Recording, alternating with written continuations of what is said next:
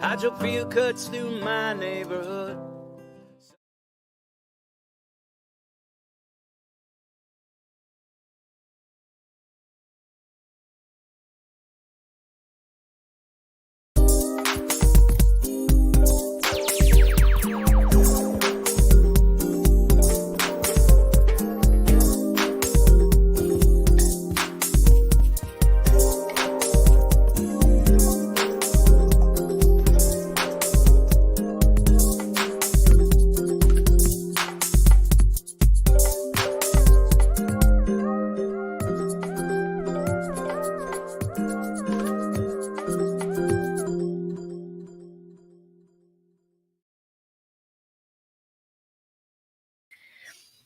Hi, everybody. Welcome to another episode of Fearlessly Authentic. We're having a little bit of a tech issue getting onto Rumble real quick, so I'm just going to have Steve fix that really quick, and we'll be right back. What should I do? Should I play the 2-minute card?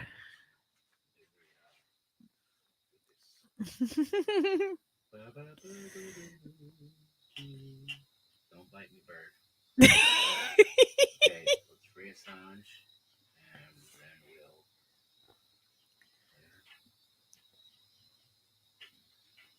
It's really short, but we'll play that.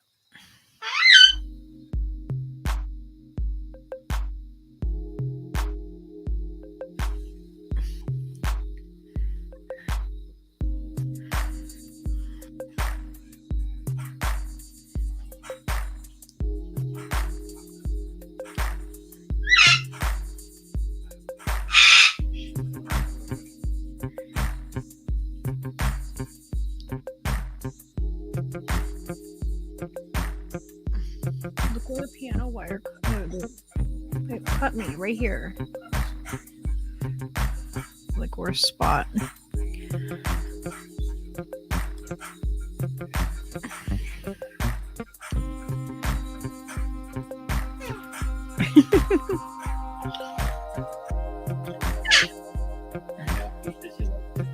Bye.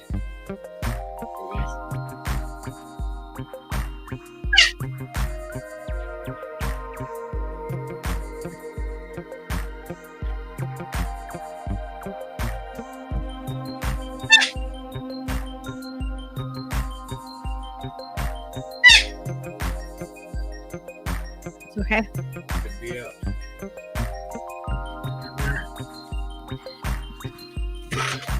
And then you just turn off the music. And you go back. What the? Where do I get this off? How do I find this? There's an overlay. Mm-hmm. Where is it? It's at the top of the overlays. Oh. You Now I just see click. it. There we go. I think we fixed it now. All right. Make sure you're not muted. I have Snork with us tonight. Okay, now the Rumble. What am I doing with the Rumble? It's all set. Rumble should redo itself if we redo it. We did it right. Did we do it? I don't know. Takes a minute. It's gonna catch up. All right. I think Snork, you are muted. Let's see. Yes, I had the website up, so that's why I was hearing a second channel. There you go. Oh. All right. So I'll probably pull the website up just so I have the chat. Yeah, it's always a good thing. No, is it working on Rumble? I don't know, dude. I'm trying. I told it to. I absolutely did tell it to. I gave it a message. I said, come on, do the thing. All right. I don't know if it's working. Says upcoming, but it says it begins at 9 p.m. EDT, and it's already past that. So I don't know. It's showing on StreamYard. There's still an issue. Really? Yeah. Maybe because that StreamYard. All right. Sorry, guys. We'll fix this real quick. We'll fix it. Oh my gosh. I think we finally figured out like what was going on with our internet though, like why it was like getting super choppy and everything. I called the service provider today. And we're like, all right, well, we upgraded our service like a month ago. And Hey, don't do that. no, Peaches, stop. Is it? It's because this is not updated yet. So they're like.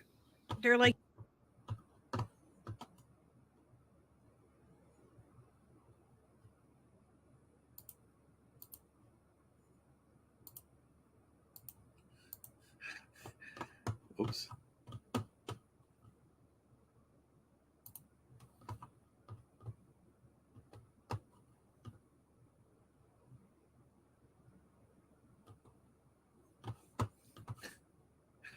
Is my mic working?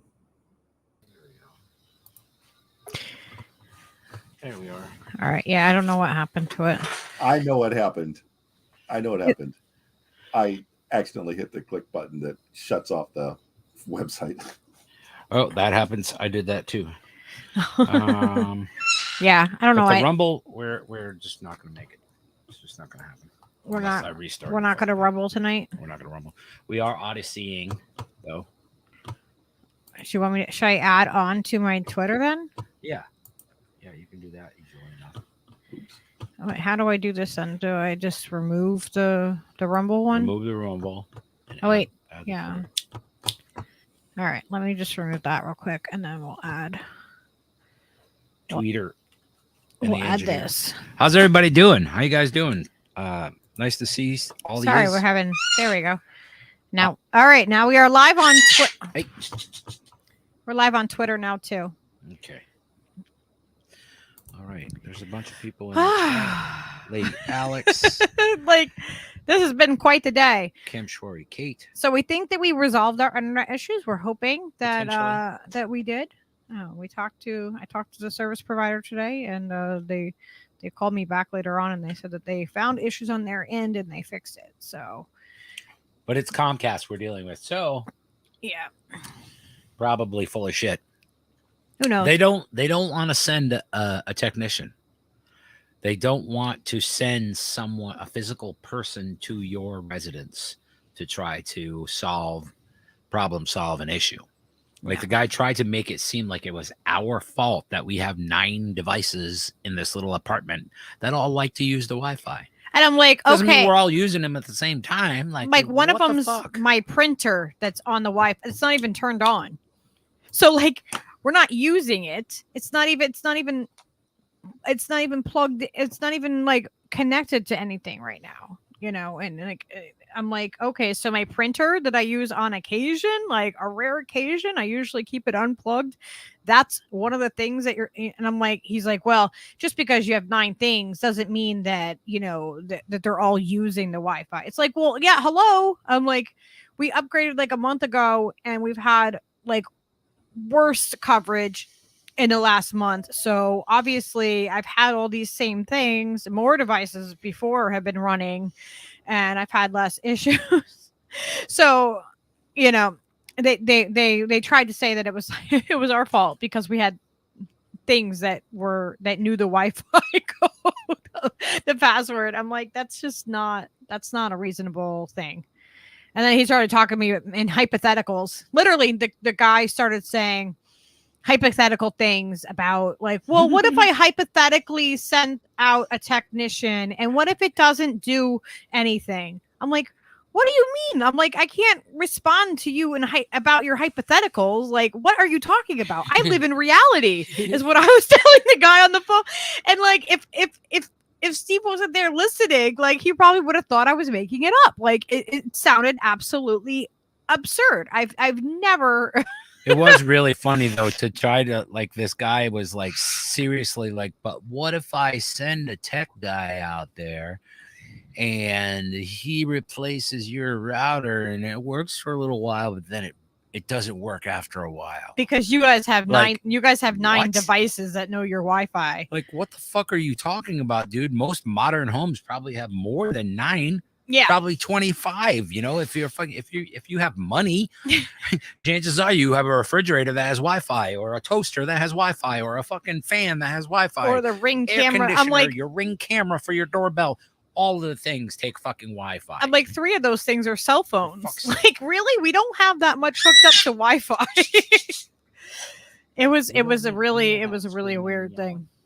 But we brought you in here to be part of the podcast, not to be a screaming and yelling diva. maybe he needs some water and some vegetables, like, or something to entertain him. Peaches the diva, ladies and gentlemen. And is it today Drew Stanko's birthday? Drew Stanko in his house. Happy birthday, Drew. We made Drew a special birthday thing last night. You gonna play it for him? I don't know.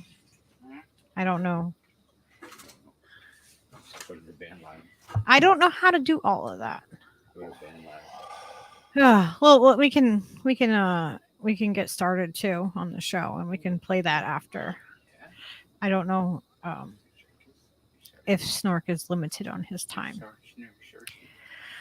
So I'm really excited when I started seeing everybody covering, the water crisis, what's happening down south, and I see people covering what's happening in Flint, and I know from conversations that I've had with you and other interviews that I've seen you do, Snork, that we have a water crisis throughout the country that all of us are affected by. And, obviously beyond our borders, there's a water crisis happening.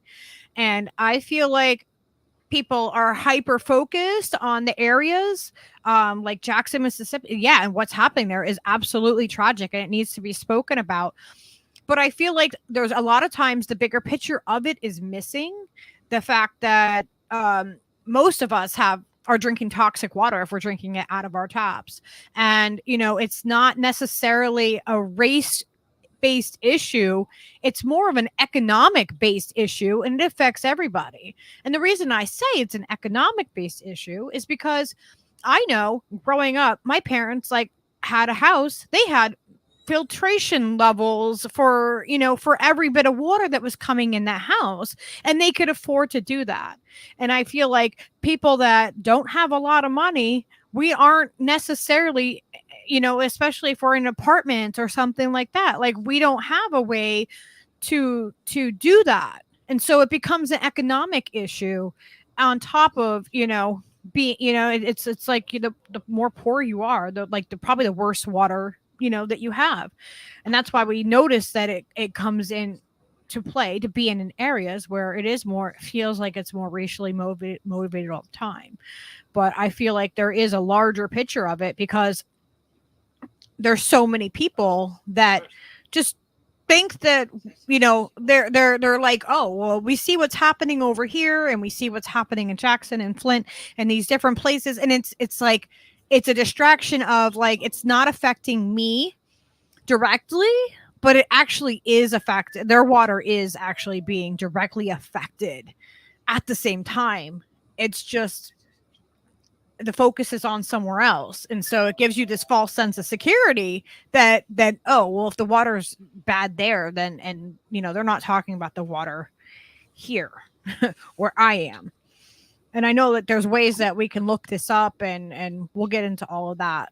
But I felt it was really important to have you on to have this conversation, because you have the history, the background and knowledge that is I call you my brain melter, because I always feel like I have these conversations and I realize so much out of them, and I'm like, people need to know what's going on with their own water, how to identify it, how to then treat it, or what to do. Because I don't think most people even realize that their own water is an issue also.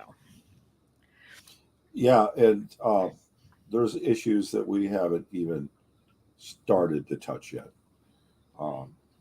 Like most of the reporting we had from Flint was mostly not really the problem that was even involved. And we had sensationalist reporters going up showing pictures of rusty water. So the lead in the water was actually clear. So the the rust was a different problem. So they could actually fix the rust and actually have more lead in the water. And so we have so many news people, especially people that had their own news channel that were raising money off of their coverage of Flint, were actually making it worse. And totally off base of what we need to do. We need billions of dollars to fix our water for our people. And the goal of our government is to take care of our people. I mean, so I paraphrased a little bit. That's basically it. Our Constitution is basically to take care of our people. And, or at least that's the duties of the Congress and the president. And I feel that when anything is done, the answers that we need to talk about aren't even brought up. So for years, many years, over 100 years, we've used lead in our pipes. To keep the lead from coming out, we add a chemical called chloramines. Sometimes it was chlorine, we call it chlorine, but it's really ends up being a whole bunch of contaminants that are based off of what we put in the water to keep the lead from coming out. And it forms crust in the pipes. So we need to basically replace every pipe in the United States, not the water treatment facilities. Many of the water treatment facilities are often the cleanest point in the system. And they keep hitting the water treatment people as though, you know what, why aren't you doing your job? We're still getting our lead in our water. It's on the way there.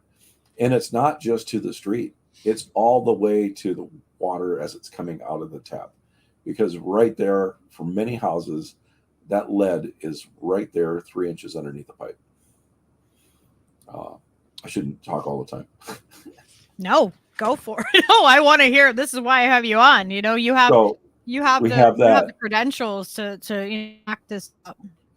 I came into water purity or water purification in a strange way. I was designing a factory for. We needed a high quality water to clean some electronics, and a lot of really high quality electronics uses water for transportation, cleaning, and all. It has to be extremely high purity water. Now, when we talk about high purity water, we really, really, really have been sold a lot of misinformation by a lot of companies that want to sell us bottled water, expensive bottled water. So when it says spring water, it's as it comes out of the spring. It's not as much, but we have been sold the bill that water as it's coming out of the springs is the cleanest water on the planet. If it was clean water, actual clean water kills fish. Give Snorky.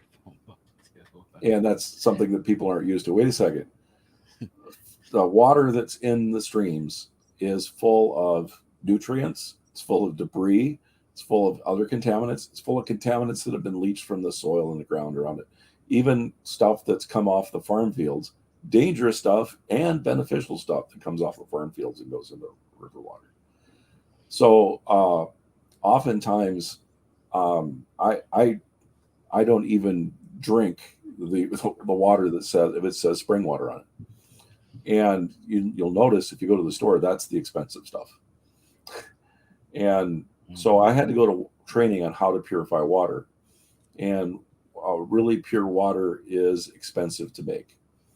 And one of the ways, so there are multiple ways to clean water, but most of them involve actually putting some of the debris of the water in other water. Mm-hmm. So people that buy the home RO systems, many of the home RO systems actually use 5 gallons of water to make 1 gallon. So if they want 1 gallon of water to not have it be a toxic substance going down the sink, they'll put 20% of each or 25% of the contaminants in each of the next 4 gallons of water and flush it down the sink. So you're using way more water. Right. So where we really need the purified water out west, they don't have the water to purify the water. That's insane. So that's just nuts. That's such a it just seems like such a crazy It's like concept. if you have to use that much water to make water better, right? Or more, more usable, then why can't we just like take it from the places where we have it and maybe not run it through pipes that are fucking toxic and use that water to make the other water that's not so great into great water. You know what I Yeah. mean? Like, it just seems like a simple infrastructure it's issue. a lot of energy to move the water over the mountains.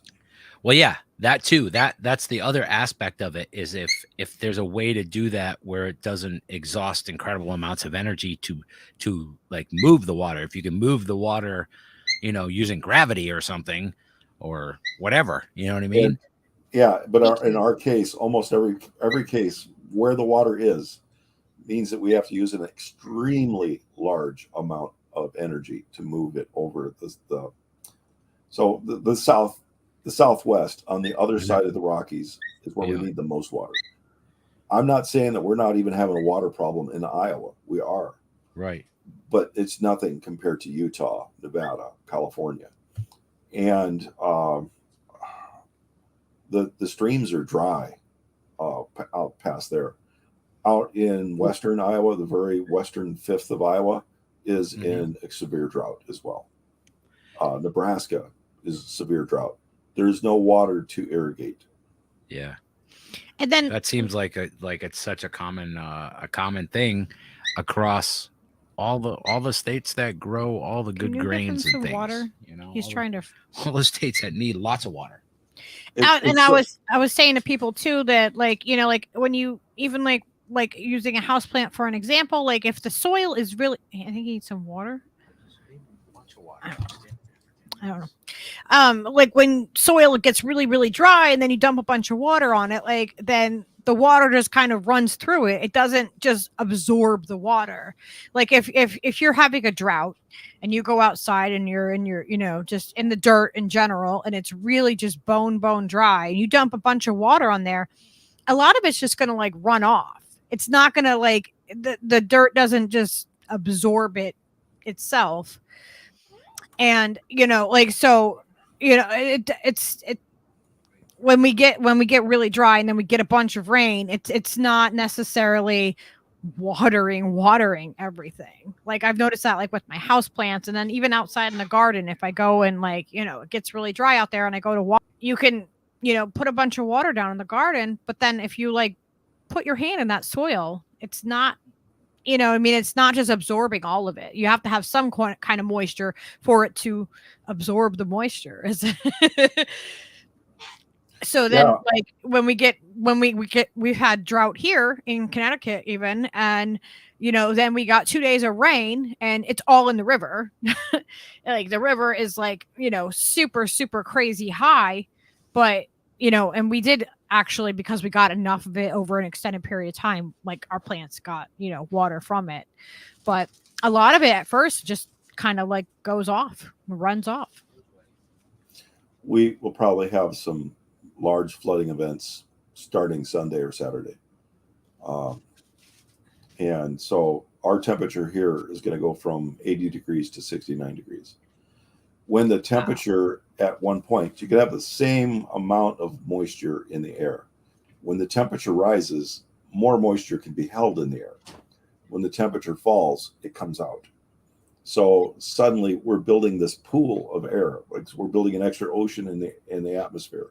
So now when we're going to hit this big cold stream that's coming up, it's following the heat stream that's out there in California. What was it, like 120 degrees today? Yeah. It's insane. It's absolutely insane. Yeah. So storm cells, basically. Steve! Oh my God. Okay, so the air temperature out in California, I think it was Death Valley, hit 53 degrees a couple of days ago. 53 degrees Celsius, halfway to boiling. So it's just insane. I don't even know how they can handle that temperature. But here we've been having all kinds of hot days. For us, hot days are anything from the 80s to 100. we haven't had that many near 100, but it does feel like it. I mean, when it's so humid here in Iowa, 90 degrees feels like 100. Yeah, our temperatures have dropped here in Connecticut. Like in the last, I would say, week or so, we've finally gotten like some lower temperatures. Like, let's see, the high today was 77, and it's like in the 50s now. It says it's about 60 degrees outside right now. Whoa.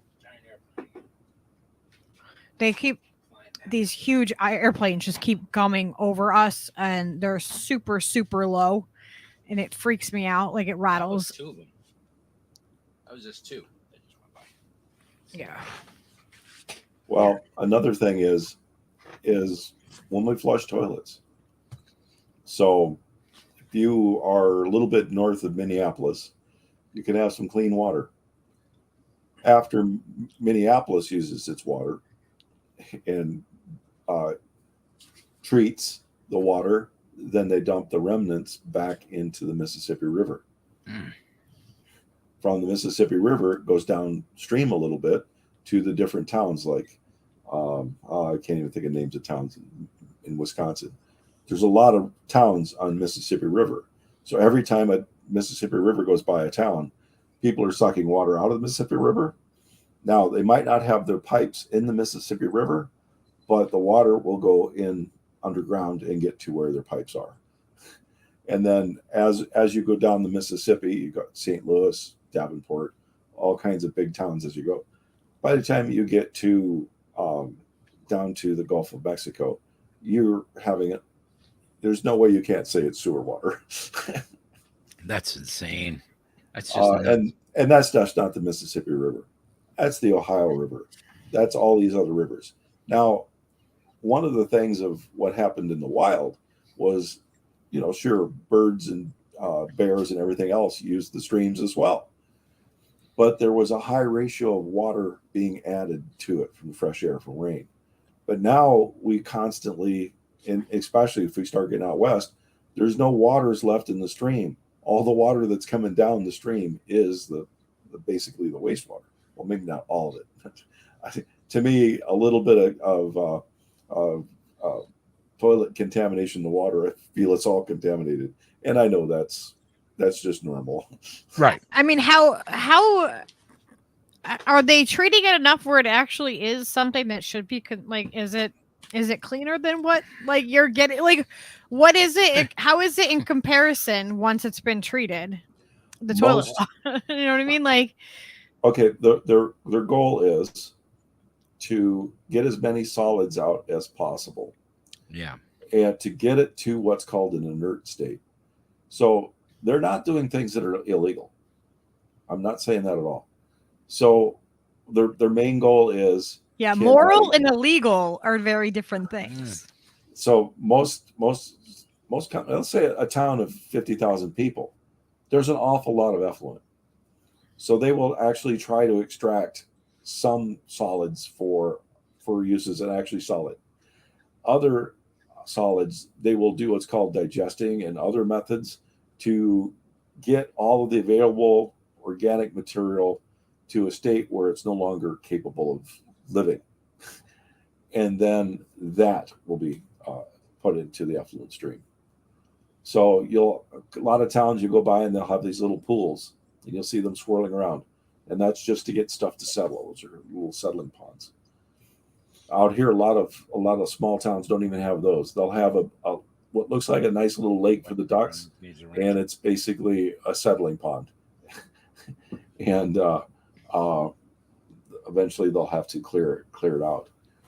But yeah, so after I went to the water school for making electronics factories, I've volunteered for places for water treatment supplies as well.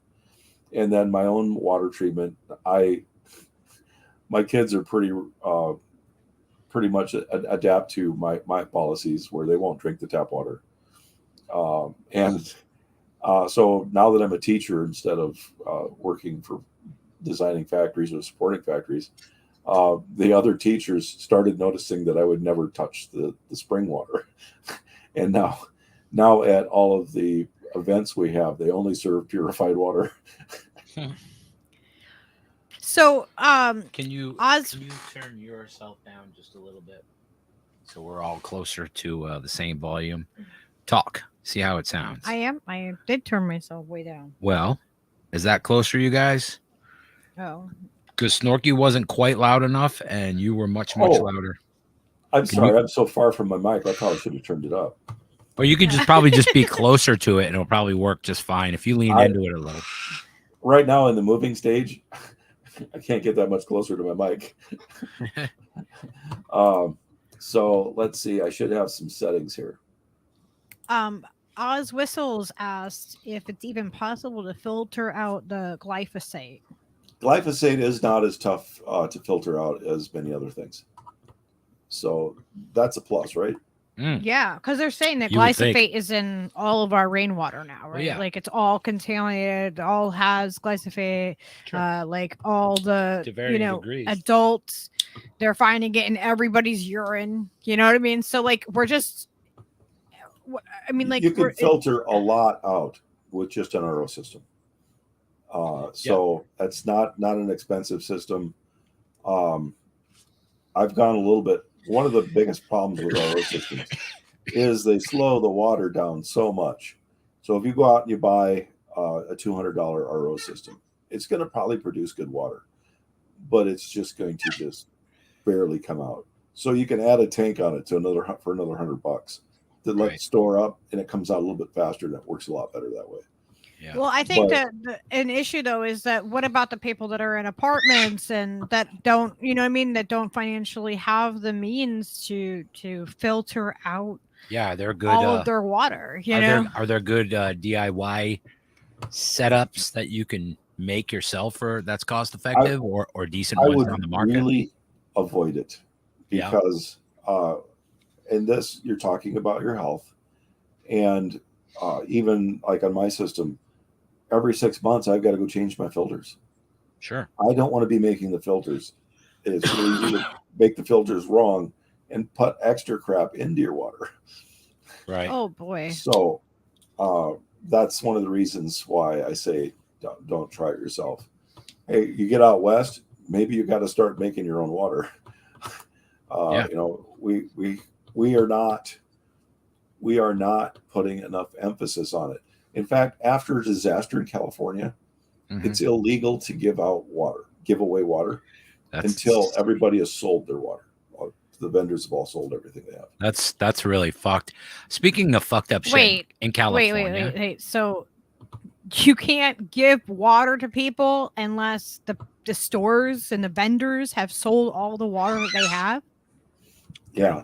That's illegal. Like it's illegal to capture. It's the other way around. It's illegal to give people water. They've made it illegal to give the water away. This is insane. You Speaking have to have water to live. Insanity. Have you seen these? Shout out to Hunter Carranza who put a thing on Twitter earlier about these massive, like storm cell sized 40,000, 50,000 fucking feet systems of like what do you call it when a volcano erupts, all the ash and everything that's like burning in the air and stuff, like these huge, like they look like cumulus clouds. They look like the top of an atom bomb or something went off, and there's like massive ones in California that are just like they have lightning of their own and they're on fire and just like have like tornado activity and all. It's like weather systems made by fire.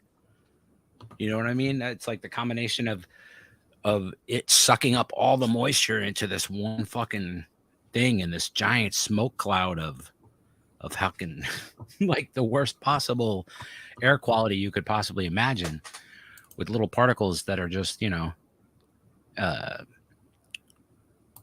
that affecting the water that's coming down? On fire, you know I mean? Like, well, things like that have happened for millennia, so all that stuff's probably inherently in our water anyway, right? I mean, like you were saying, like there's certain things that you expect. They're like, volcanoes pop off and ash fucking, weird fucking sediments and shit fall where they may, and we're exposed to that and always have been. So it's all the stuff that we're doing to the water and how we're moving it around is like seems to be the culprit and why it's so fucking dangerous for humans now. And the lack of it, of course, lack of attention.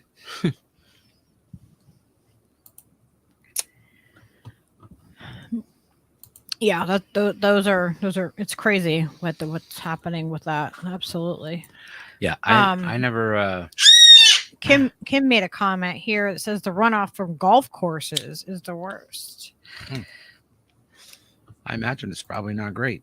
Yeah, but neither is, I mean, if the they're runoff treating the grass with chemicals, and then we're getting runoff from watering a bunch of grass, like it's insane. Are they having like restrictions in Vegas and places where the water is running out? Like, are they actually restricting the water, or are they just ignoring the issue? They're restricting the water to some of the residences, but they are not restricting the water to anybody who has a well. So the major resorts that are using so much water, when you bring up water in 110 degree heat, it's going to evaporate like wild. But they are exempt from their controls because they say they bring their up from a well. The truth is, you bring anything up from the well, you depress that aquifer. So as the aquifer is being depressed, it changes the pressure of how much water is going away from the other lakes and rivers. Maybe not as much. We actually need a geologist to tell us more about that. Okay. But the truth is, it's the total water we have to look at. And at some point, the aquifers are going to drain. And now where are they going to go? Many of the people that have these huge resorts, if you walk in front of some of these places replicate Venice, they have huge other places. They have huge open air water fountains, and the square footage of the water fountain depends on how much it's going to evaporate. And to me, they should immediately drain those things. It's just a matter of time, whether it's now or months from now.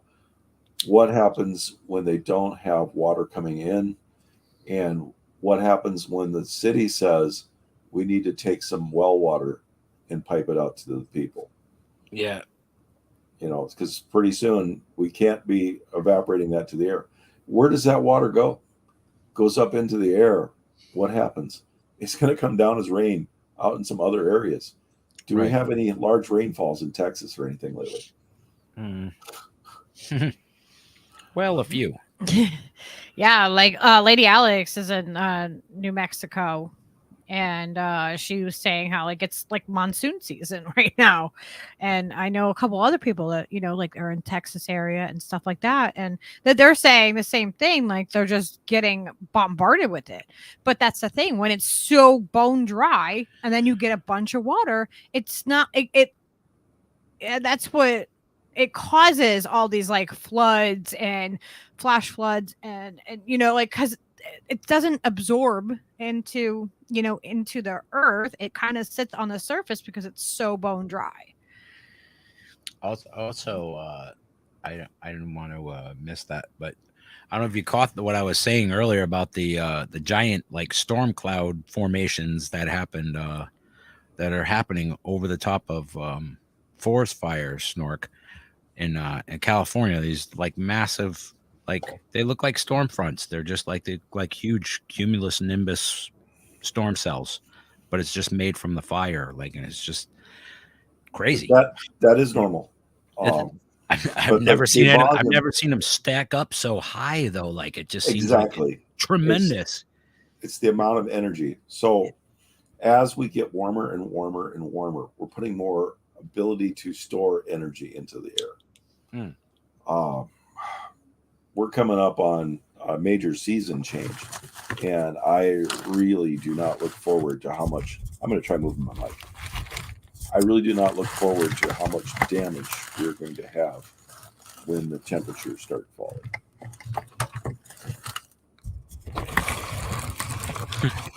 We can hear. Does that make it a little bit better? I Oh don't yeah, have much. that's way better. Yeah, that's better. Way yeah, better. I can hear you better.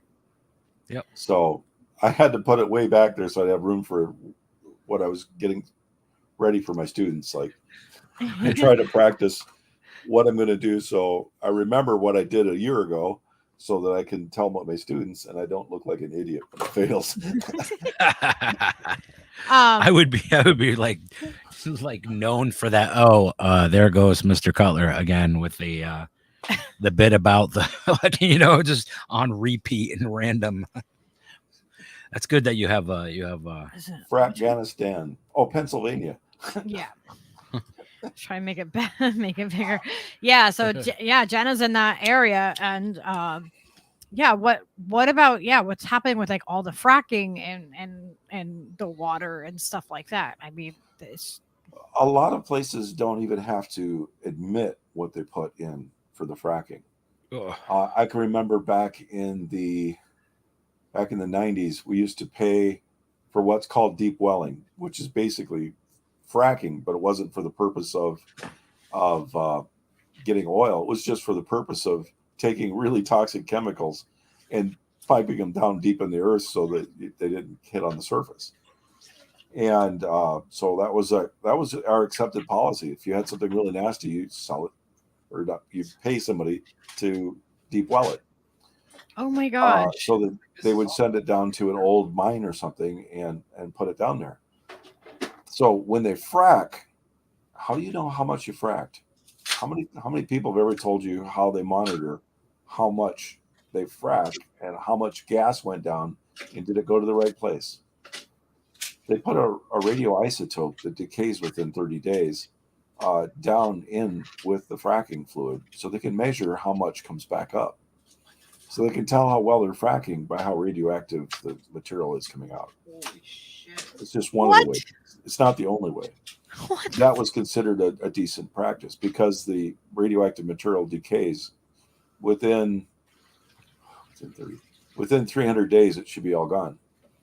So, or considered all gone. Now, don't we have safe alternatives? Don't we have people that are smart enough to know how to like do these things without us, just destroying everything for 7 generations down the road? I know, but right now that is considered the safe way. That's fucking crazy.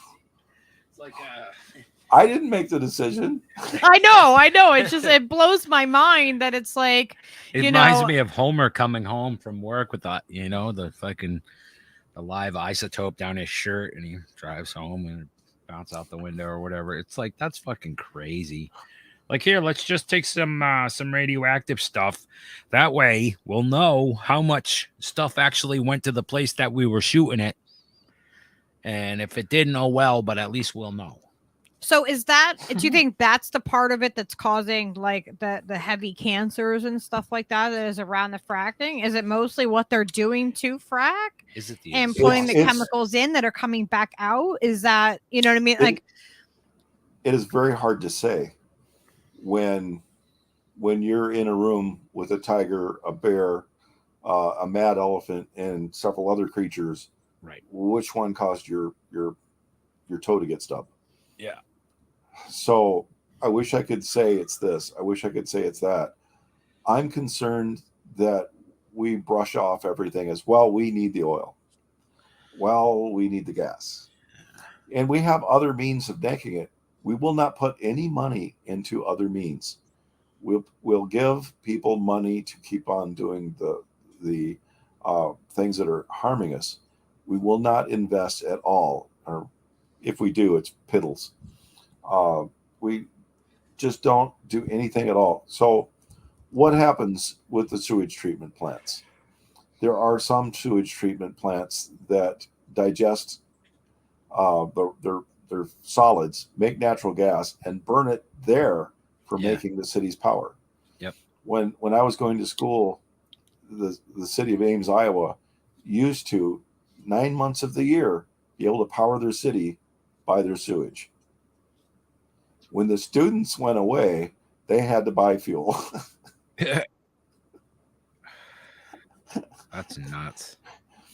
But some would call that a shitty deal, right? No, I'm sorry. Well, I can remember when they had to shut down some of the recycling options because there was a rule that everything had to have,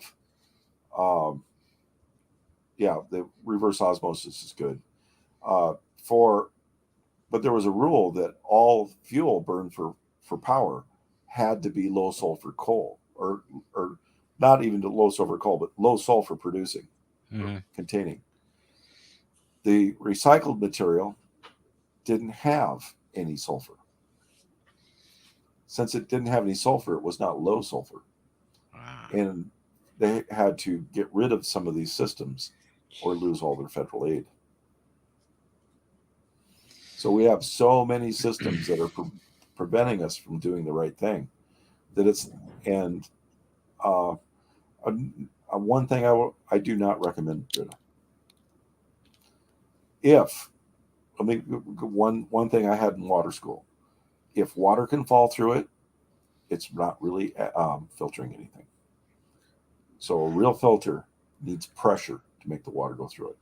That's a pretty fucking standardized way of thinking about it. Like, so if you have a pitcher you put in the fridge, I personally don't recommend that. Some of them might take away some debris. Some of them might have to have something you stick in there that will agglomerate some of it.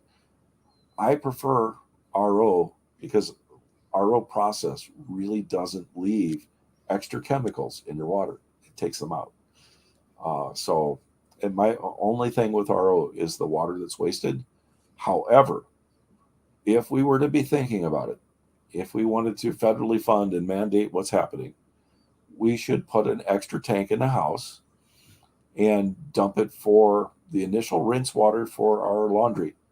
Because basically the water's pretty clean and it can be completely reused. Water can be used to flush the toilet where we don't drink it. So if you have a decent system going, you can reuse all of that water and it doesn't have to go to waste. The ultraviolet, never use ultraviolet alone. So ultraviolet should only be after an RO stage. So if you do ultraviolet by itself, shadows, little pieces of debris in your water can actually let bacteria hide on the other side in the shadow. Or bacteria, viruses. So it has to be like go through an RO filtering system first, and then the ultraviolet also, because that filters out anything that the bacteria can hide. And ultraviolet does not really filter. No, ultraviolet kills. That makes sense. So what you want to be doing is you want to get as much out. That very few systems are perfect. The purpose of the ultraviolet is to kill anything that might get by. So it is an additional step. It's a good step, but it just should not be. PEX in the house. PEX is far, far better than copper. So we've been taught to think that plastic is bad. There are some plastics that the lawsuits are so huge if they had one bit of the contamination like ABS or anymore, they could not get insurance to operate. So a lot of the plastics are actually even better than glass at not picking up material. Wow. So while PEX might not be absolutely perfect, it's more perfect than the other stuff we have. I'm currently planning next year to actually replace all my copper with PEX. Oh, really? I know. And it's like we don't have a choice as to what we have here. We're in an apartment. So, like the water comes out of the pipe. That's it. That's your choice. We don't Take it or don't. It's like unless there was federal funding to go out and change them for most people's apartments, and most people actually do live in apartments or some type of arrangement. So unless there is an incentive, most people in apartments cannot afford having their rent raised to cover the water replacement. It really needs to be a federal grant across the system to take care of the people. If we can give $58 billion to Ukraine, why can't we do it? Oh, how if we can give 58 billion to Ukraine, like how can we not shockingly fail in every other aspect of healthcare and well-being of our citizens? Yeah.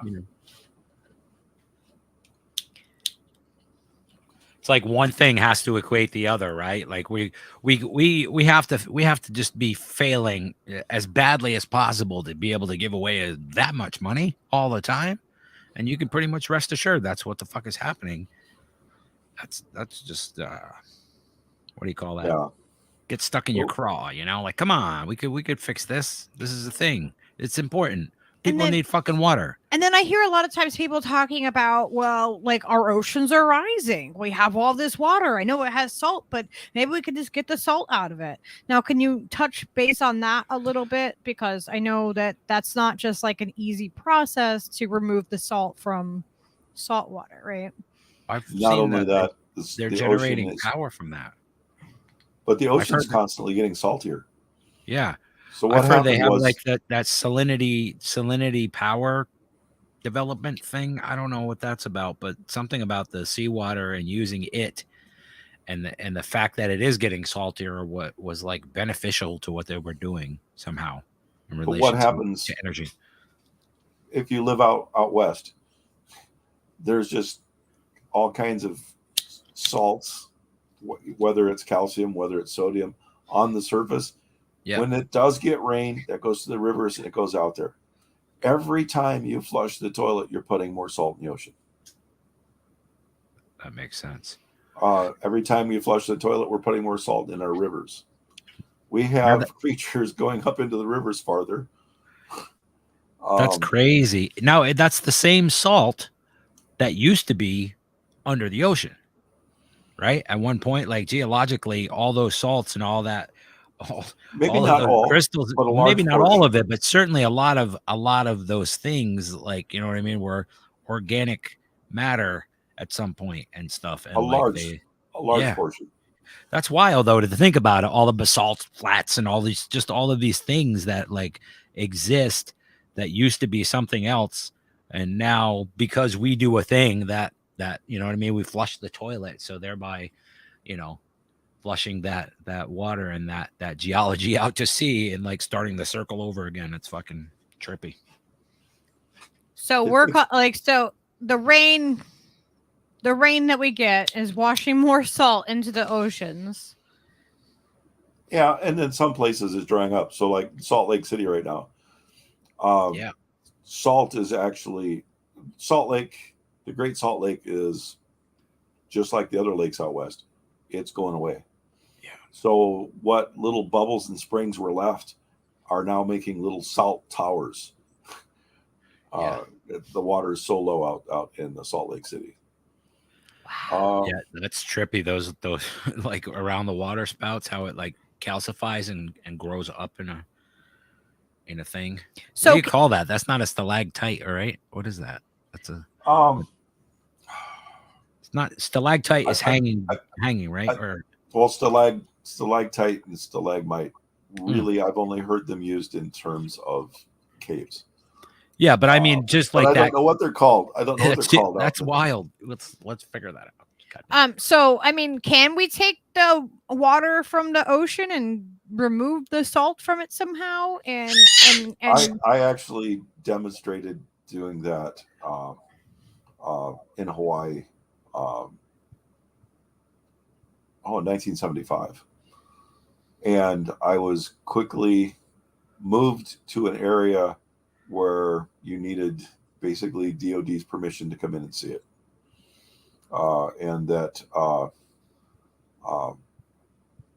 other people approached me, said that you cannot basically do any type of water system for California without getting a piece of legislation passed through Congress to get permission to do it. Really? And I'm like, oh, great. So like the other guys that were in there were like, there was one that basically was growing grass pretty much downstream from like sewer systems, and was like using it as biofuel, animal feed, stuff like that. All kinds of what I consider to be really ecologically sound answers. And he said, I'm just going to give up. There's so much fights against doing anything that's right. Mhm. And yes, Nebraska is in the Midwest.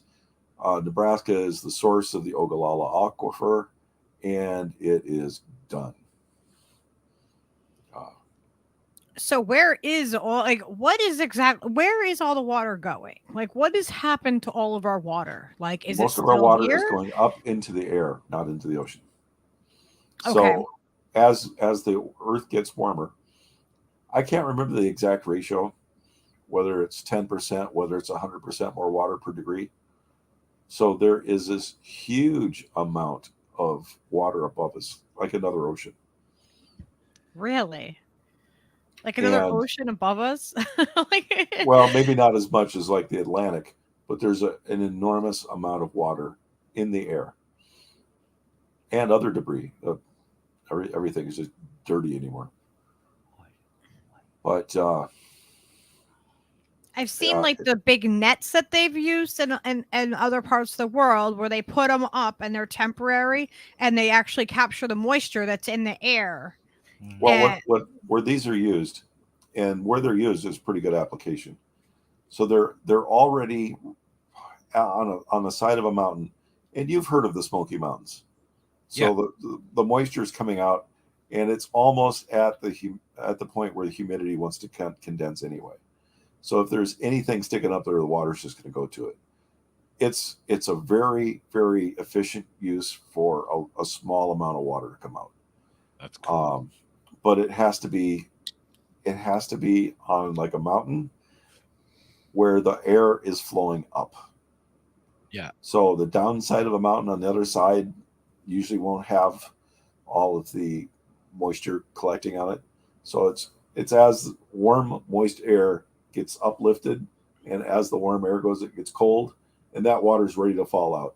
So instead of letting the water go all the way up to the top of the mountain and fall out, they basically just stick something up there that it gloms onto and trickles down into little pipes.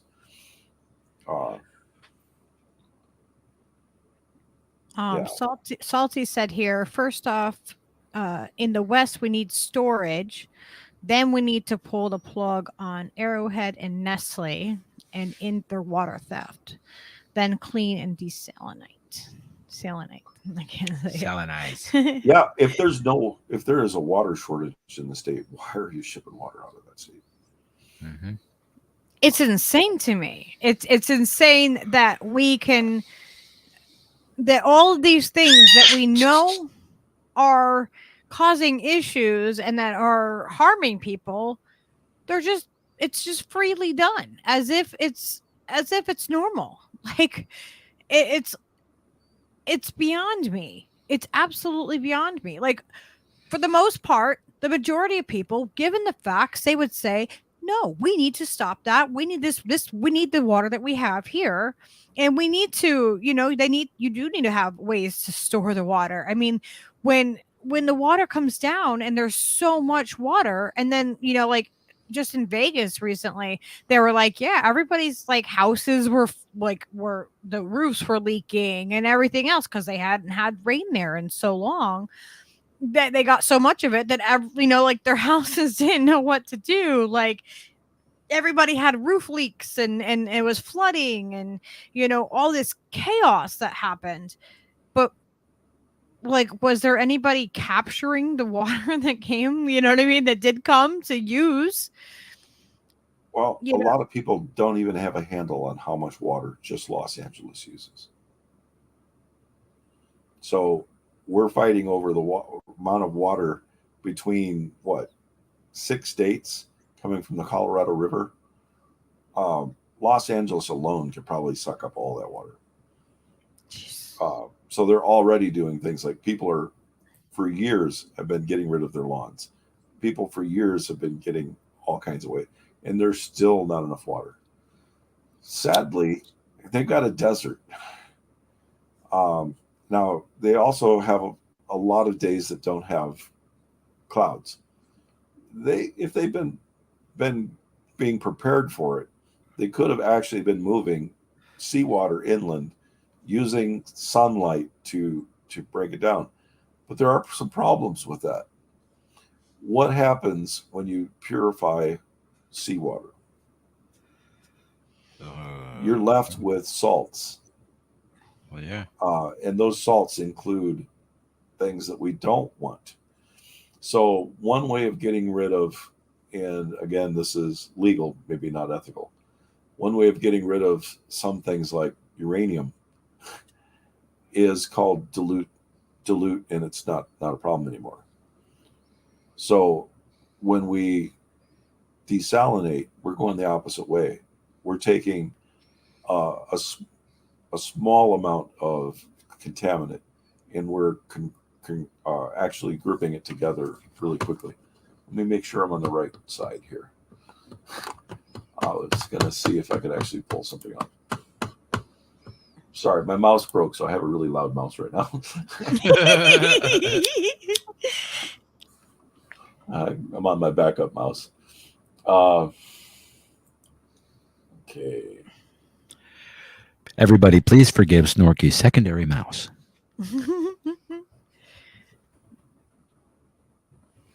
All right, there are people demanding to know why or how the ocean is getting saltier if ice caps are melting and causing desalination a bit.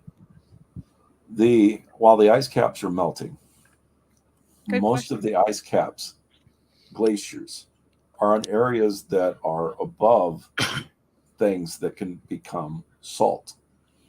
So an early proposal of what to do to get rid of maybe not global warming as much, but maybe it was global warming, where the first suggestion was to nuke the Himalayas, break open the layers, because actual table salt is not the only salt. Right. And so just taking acid rain and having it go against a mountain deletes a little bit of the mountain and takes it away as salt. Yeah. So there was areas like that. So seawater is 96.5% water, 2.5% salt. So the remainder of it can be all kinds of substances. All different And things. where is my composition of ocean water?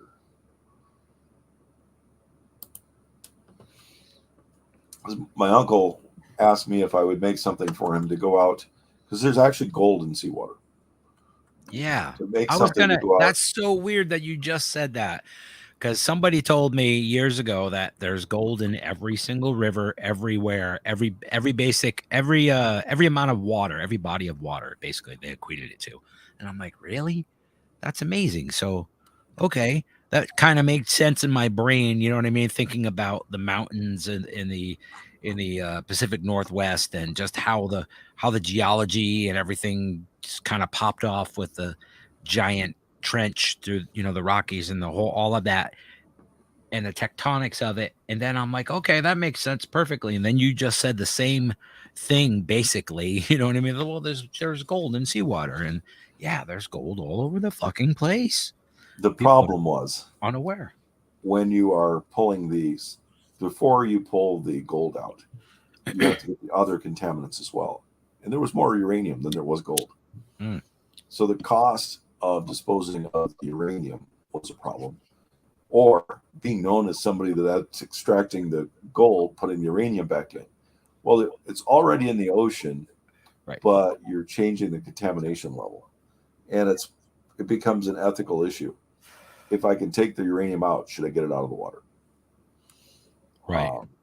But I just at that time determined that our ability to handle the other contaminants was much more, because it's not just gold. When you start pulling stuff out, you're getting magnesium. You can get some sulfur, of course, some calcium. So there's a lot of calcium out there in the ocean. We actually have a shortage of calcium in the ocean. Huh. So really? If we go out like to areas. No, go ahead. Go ahead. Sorry. We go out to some areas of the ocean, we've depleted all of the So I can't go to somewhere in the middle of the Pacific and compare it to the water somewhere in the middle of the Atlantic. They might have completely different compositions of what's in them. Yeah, Fish that's what I do was it going to differently. ask is like the trace amounts of things would be, a direct relationship to like, where they are geologically probably, and, what kind of industries and stuff like contribute to that area. Like, if you check the consistency of the water in the friggin' oil fields in south of Louisiana in the Gulf somewhere right there, and then do the same thing in the North Atlantic, you know what I mean? I imagine they're very, very different stuff in there in both of them because of that. Did you see their question here too on the screen? Yeah, catastrophism. I'm not really a geological expert. So the change in the crust have been brought on by physical forces. There have been events, like one is the creation of the steppes to the west of the Himalayas. So Yep. the breaking up of that caused a large catastrophe. There's been instances where we've had large volcanoes, of course, impacts that have caused major changes in how things happen. Just the fact that our Earth has tectonic plates that are moving basically shows that there's some energy from somewhere, and probably a cataclysmic event caused that shaping. Mhm. While there are other factors that could be happening, so while the sun's light and radiation is hitting us, it's actually making like a little motor. So we have things that are happening just due to what the inputs are from the sun. Yeah. And so I can't say that everything was caused by a catastrophe. And sometimes just a vote for a demented president can be a catastrophe. Absolutely. It's all relative, bro. That's really funny though. People don't disregard that, like they don't understand or something like you lose touch with the fact that you're living on a thing, on a perpetual motion machine in space time, just kind of getting blasted by the sun's fucking energy and spinning us and spinning us and spinning us and making all this stuff happen, and our insides are molten and moving around, and the whole thing of the earth itself is just an astonishing fucking bunch of mechanics happening that people just completely forget about and just don't even think about, don't comprehend for a second. Like, well, yeah, but my car won't start or whatever. You know what I mean? Like, there's just so much disconnect. It's nice to hear people talk about that like little bit of minutia. Like, yeah, that's true. Okay, that's kind of set some fucking parameters for your brain. Like, here you are. We can't explain any of this shit. It's all speculation, and do the best that we can. Yeah, I mean, I see the question. Organic material poop. It's not all poop. Sometimes, dead bodies. Sure. That goldfish you had when you were 5, Yeah. many things. So my late wife was her undergrad degree was chemical engineer, and she had all these phrases for different types of things that happen.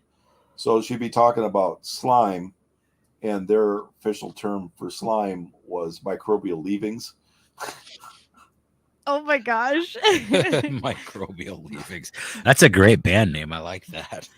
Yeah. Right? And so like I can remember trying to be what do we do, trying to be ecological, and I'm like, we shouldn't be doing stuff like this. And my wife's first statement would be, no, that stuff belongs in the ground. Get it back there as fast as possible. So, and it turned out to be true, is that we thought that styrofoam was so bad. And of all the containers we could have used, we should have been using styrofoam, because bugs can eat styrofoam and completely remove it. And everything else we've done has caused so much more damage and garbage. Isn't that crazy too? Like, but propaganda is strong. Yeah, bugs will eat styrofoam. I mean, and I've seen some stuff on, like, when we were looking into intentional communities. You know, we talk about that kind of thing a lot. There was an intentional community out in Oregon, and they composted their poop with like chippings, and they had tanks for their urine, and they would actually take the gentleman, like, he would actually pee in bottles and bring it back out to his garden and water his own personal garden plot with his urine, and then just spray it down. And he, you know, and they treated it all that way. Like, well, I mean, so much has happened in the last few years that got us distracted from things that we really need to be doing. Both Sweden and Switzerland were working on converting their public stadiums so that they would take the urine from urinals and actually use it to grow things. Yeah. And I don't know how that ever turned out, because once everything started being all about COVID, we lost so much information about, and so many projects got canceled just because the money had to go to COVID. That's fucking twisted. It's really crazy. It's like everything was redirected. It's like those things are still, like, you know,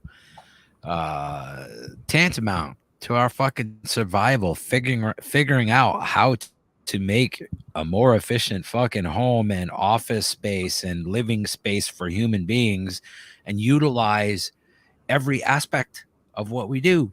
Even if it's the pee and the poop, it feeds the fucking planet to be fucking used.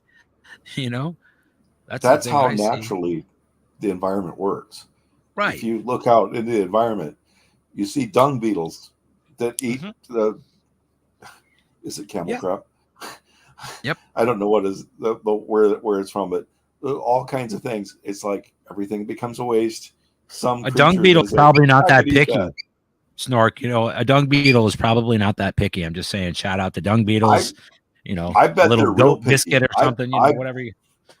I bet they have one creature they like to follow and say, "No, I'm not following that bear today. Let's go for those camels." Yeah, you know, they get their favorite. You know, yeah, that oxen was terrible. Let's follow the donkey this time. It's funny though, like it's because I think that we're in such a fast pace of everything, and we've lost our connection with nature. Yeah. And if we actually drew back into being more in touch with nature, and we weren't working the shifts that people work, like, you know, you're a teacher, you work how many hours a week, you know, like the amount of, like, if we could rethink things and realize that it's not, money is a fake concept. It's a debt owed, right? Yeah. So if it's not money, if money's not an issue, then what is it? Because we have the resources, we have the people, we have the bodies to do this and to figure it out. It's the misdirection of all of those resources that we have that's causing the issue.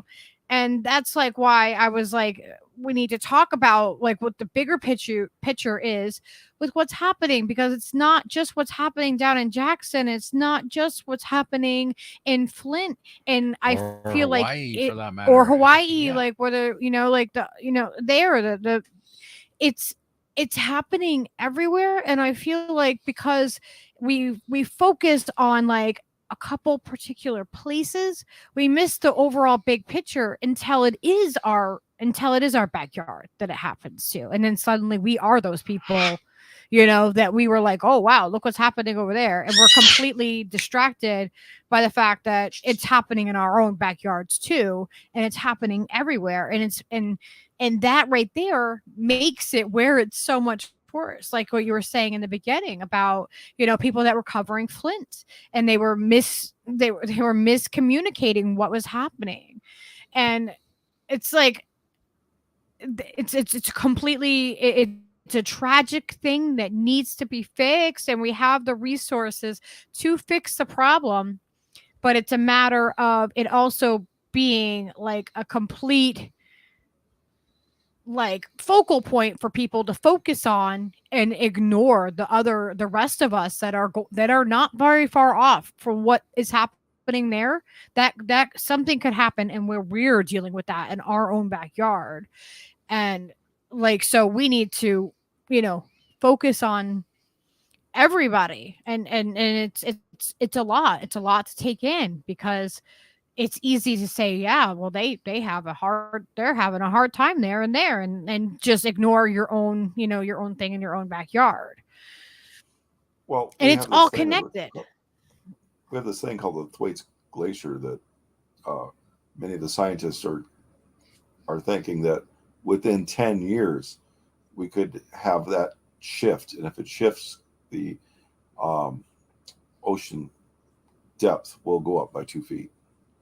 And 2 feet is a lot. That is a lot. That's basically enough to wipe out the southern half of Florida. Yeah, that's a lot. Florida coastline, Manhattan. Maybe not all of it, but that's gonna fuck up. Think about all the places that are under, that's gonna that mess are already up like Staten Island, like big time. That's not gonna be good. We're not doing anything. We might need to be making arrangements for 90 million people to move.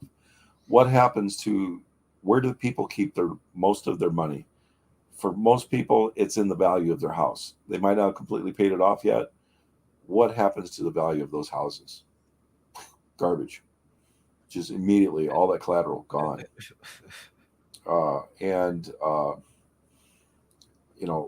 We don't even have social systems ready to there's a large number of people in New York that have never worked. Their parents have never worked.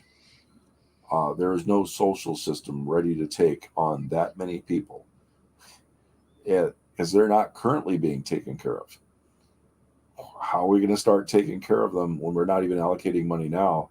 And if we lose our coastlines, especially our East coastline, we are going to be dreadfully thinking of what to do. So if there's an inundation of salt water, it doesn't happen just where the beach is. It goes many, many miles inland. The decay goes many miles inland. So there's going to be bugs and things like that we haven't dealt with before on levels. So all of these areas that get submerged, what are we going to do with all the toxic chemicals and stuff that are in those areas? They're going to leach out. Good. So I don't see. Yeah, what about the nuclear plants and all this that we're supposed to be? You know what I mean? We're supposed to be maintain these and keep them cool. What if they're underwater? Yeah. Well, then what? How about that? Like Crystal River. Because I mean, all Florida, of them are on the water, right? If the Florida coast is fucking toast, Crystal River is. They have a nuke plant right there, and I believe our plans for all of those contingencies were based on the weather patterns of the 50s, 40s, 50s, and 60s, not what's going on now. So we almost lost. Ask somebody. Aquasana. I would say come back to it if you want, but send me more information on what you have, because there are so many different ways to filter the water that it is not a one question. But a lot of times when you go to the store, you're presented marketing material. Everybody's telling you, no, you don't want that. You want this. You don't want that. My tank water smells like garbage sauce. I don't know what that is. That's Jenna's words. That's sauce. It just smells like poop, she said. That's what it says after. Okay. Is that your drinking water that smells like poop? I don't know. Because ideally you don't want that. If that's your water that you're That's called a fouled water system. And do you know what that contains? Oh God. I've said the word. Dysentery? Microbial leavings. Microbial leavings. I knew it. God damn it. You set it right up for me, Snork, and I blew it. I was right there with you. Shit. The slime usually is the source of the stink. Oh, But Good. Yikes. it's just like Washington, D.C. Yeah, microbial leavings. It's not a prog rock band from the 70s. It's a terrible smell in your water supply. Yeah. And even when we replace the pipes, they're not going to last forever. The main pipes to New York City, how old are they? Yes, They're the rain wood. tanks for the main tanks gardening she's talking going about. from northern New York down to New York City are wood in caves and drilled out wherever they made little wood. Wood. How's that holding up? That's probably fine. It's only been 30 years since they replaced the wood pipes in Chicago. It's crazy. How the fuck wooden pipes? Yeah, they basically we still have wooden pipes from the 30s. Like they replaced them in the 30s is what you're saying in Chicago? No, they replaced them in the 90s. When in the 90s. One of them broke loose, nobody was paying attention to what they were. They go down there and they find broken wood pipes because they've been using the same pipes not for 20 years, not for 30 years, many years. Wow. And, holy fuck. So our water systems are completely random. When people ask for money to upgrade the water systems, people reject the property taxes to upgrade the water systems. It's very low on the order. We do not basically work a lot on upgrading our rules for water systems. When it comes to the people that are managing the water, people working the water plant, their hands are tied. They can't do anything that they're not given money to do. And if they want to say, I need to do this, the people that are taking the bribes, the people that are working in the different legislatures have other areas they want to spend the money on. And so the money isn't given. The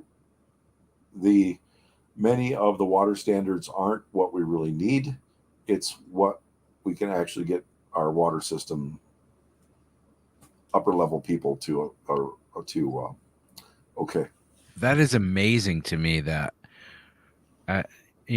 such a short time ago there was still wooden pipes. Like we still have wooden pipes. There are still wooden pipes in New York. I'm just saying, like, how the fuck does that work exactly? How do they not fail over time? You take the wood, you cover it in tar, you wrap it up, and then stick it down the hole.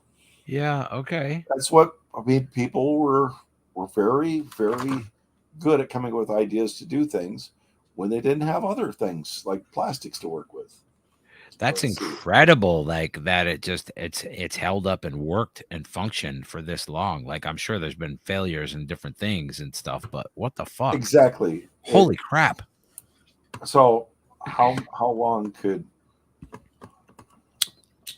you actually go with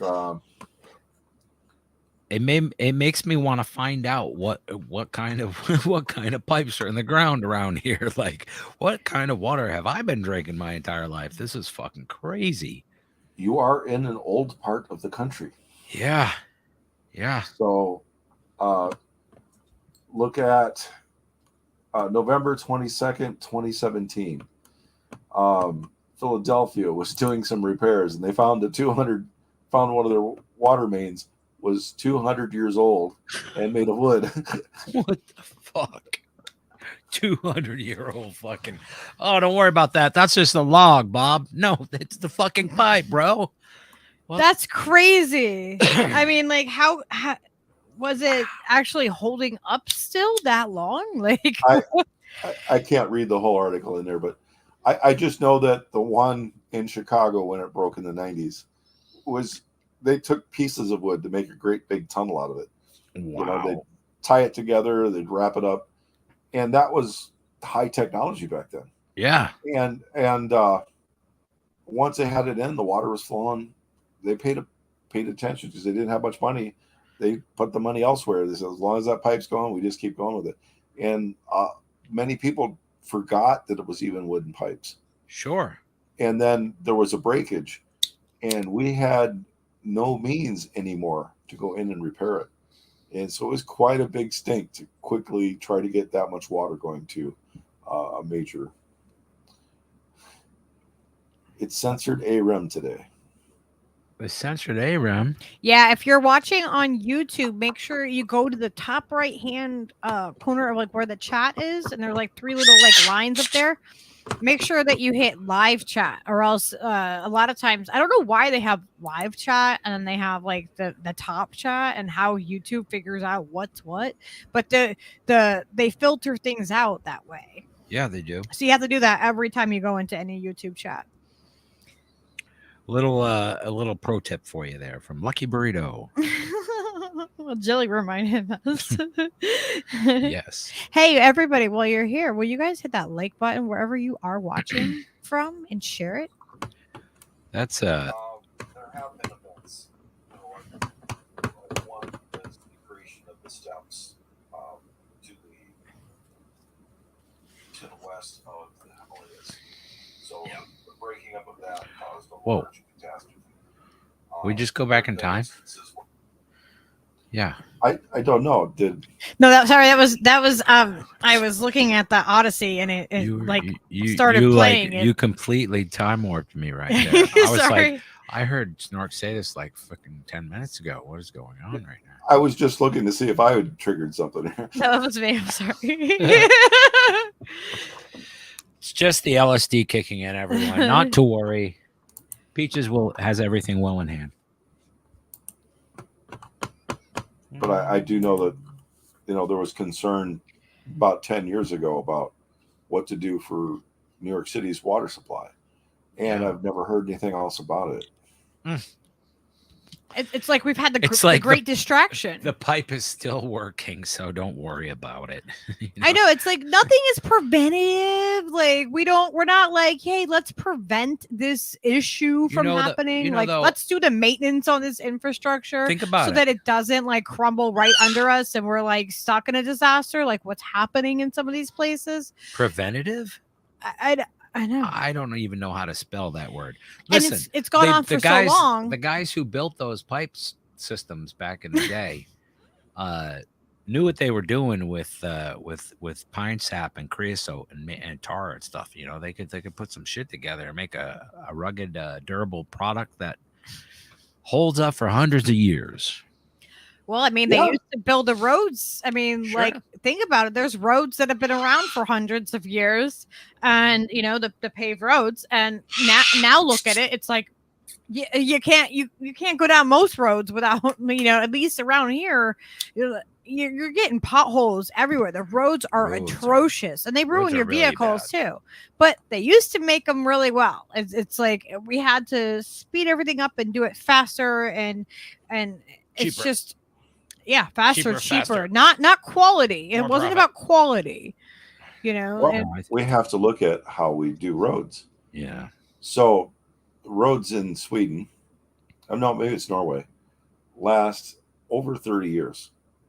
So the environment there goes from, I believe, up to 70 degrees and down to Alaska-like temperatures. And they're lasting all this time. You take a look at them, they're like, where's the potholes? So up here, we get contracts let out to go out and repair the damage to the roads. And often the repair that we do to the roads is quickly damaged by the next snowplow that goes by. Sure. So another thing we have is our roads are put in. A lot of them are not adequately bedded. That means what's underneath them. Mm-hmm. So they'll buckle. So we have roads that do not allow enough for the expansion. Look in Iowa, we have temperatures. I can remember the lowest I've been in, -47 Fahrenheit in Iowa. Oh yeah. I've driven across And- Iowa, and I know that the there are fucking frost heaves like you read about, like we have here, like the same thing. Like they didn't allow enough, flexibility in the road surface and underneath to accommodate the fucking crazy fucking temperature fluctuations that happen. And so the same thing. But what they did in Norway was they started taking their used tires, grinding them up, and adding them to the road beds to get away from this. It makes sense. We burn our road tires, or we leave them in great big pits. Then we take a company, we split it in half, and let the half that owns the tires go bankrupt, so that the other half that's profitable doesn't have to pay for the damage. Right. And we actually have laws against using the methods that like Norway uses to keep their roads going. That's nuts. But in here, so we have a 5-year cycle or a 7-year cycle on the road repairs. That means, hey, my donor, if I'm a congressman, my donor wants to have that money to have another job every 7 years. So they could be doing this part of the road this year. So every 7 years they can go back and be doing the same roads. I don't know if it's exactly the same. They campaign off of it. Mm-hmm. Yeah. Oh, I need to come back. I need to come back in and fix these roads again. And that's the thing, is that it's like even that is tied to our water, because then also what we do with our roads, that water all runs off. And what are our roads run right alongside the rivers, and all the toxic stuff from our vehicles goes right on there, and then it washes right off. That's like why, like when it first stop screaming. When it first starts to rain is when it's like the slickest, because the water and the oil and all that moisture, like it brings the oil right out of the pavement. And so it's one of the things I learned about electric cars that hardly gets talked about, is the difference in how much braking you have to do. Since you regen instead of braking, you hardly use your brakes up. My brakes feel like I just took them off the parking lot, and I think I have 90,000 miles on my car now. wow. And so I'm coming up to a stop sign. I hit the paddle. I dump to the batteries. I don't get 100% back, but I didn't use my brakes. And I can remember $600 to $800 every 2 years to replace my brakes. Oh yeah. Not having to pay that anymore. But what also is, every time you use your brakes, you give dust out. And it used to be asbestos. So there'd be all kinds of stuff along the roads like that, that the electric cars do not have dumping out. But it just really amazed me how my brakes didn't age anymore. So basically when I'm not using my brakes to do the great big long slowdown, just at the very end, I'll touch my brakes to hold me at parking spot. And let go. So I really long use of brakes, and I never hear that. So we also not just want to not overuse our electricity. We want our vehicles not to pollute. Yeah. And some of the worst pollutants are the brake dust. Brake dust. That's crazy. That's absolutely crazy. It's They're like made out of like graphite now or something. It's like it's something. It's like you're just always picking the lesser of whatever evil like there is. You know what I mean? It's like now with everything's not perfect with electric vehicles either. You know? Also have to remember, can I use graphite? Every other opportunity we have to reduce everything we do, because almost everything we have, even graphite, can be toxic if applied in the wrong way. Sure. Hey, Dingo. Okay, so P Stuff said, why can't we make water? I'm like way behind on the chat, guys. Sorry, I'm trying to keep up with any of the questions that you guys have. Yeah, we can make water. There are ways to make. Usually the question comes down to energy. So if we had not been so stupid for so many years, and a lot of people now are very against solar panels, and I feel that's no matter what we're going to do, we're going to use energy. it's better to use solar than to burn other fossils from the ground. What I liked, one of the things that China was doing was they use a lot of bikes, but they also use a lot of vehicles. So they made bike lanes between the sides of a superhighway, and the bike lanes are covered in solar panels. Not the roads. I saw that. The actual roads being covered with solar panels is a really, really stupid idea. But having the solar panels up above the road means I'm not driving into the sunlight. I don't have accidents from looking at the sunlight. And I can put other things. Realistically, I could even charge an electric car while it's driving. And we haven't even thought of these things. So what if a vehicle driving across the country was using inductive pickup? It's a way to transfer power. And it doesn't have the friction of having anything else. And I'm not saying that's always the best way or shouldn't be investigated to see if there's other problems with it. But why aren't we looking at ways that we could have the road itself propel the vehicle and just use the vehicle self-propulsion when it goes off the road? So you better share that with him. I'm done. Oh, sorry. Yeah, absolutely. No, I was saying that to Steve, not you. He's eating a banana. I'm like, you better share some of that with the bird.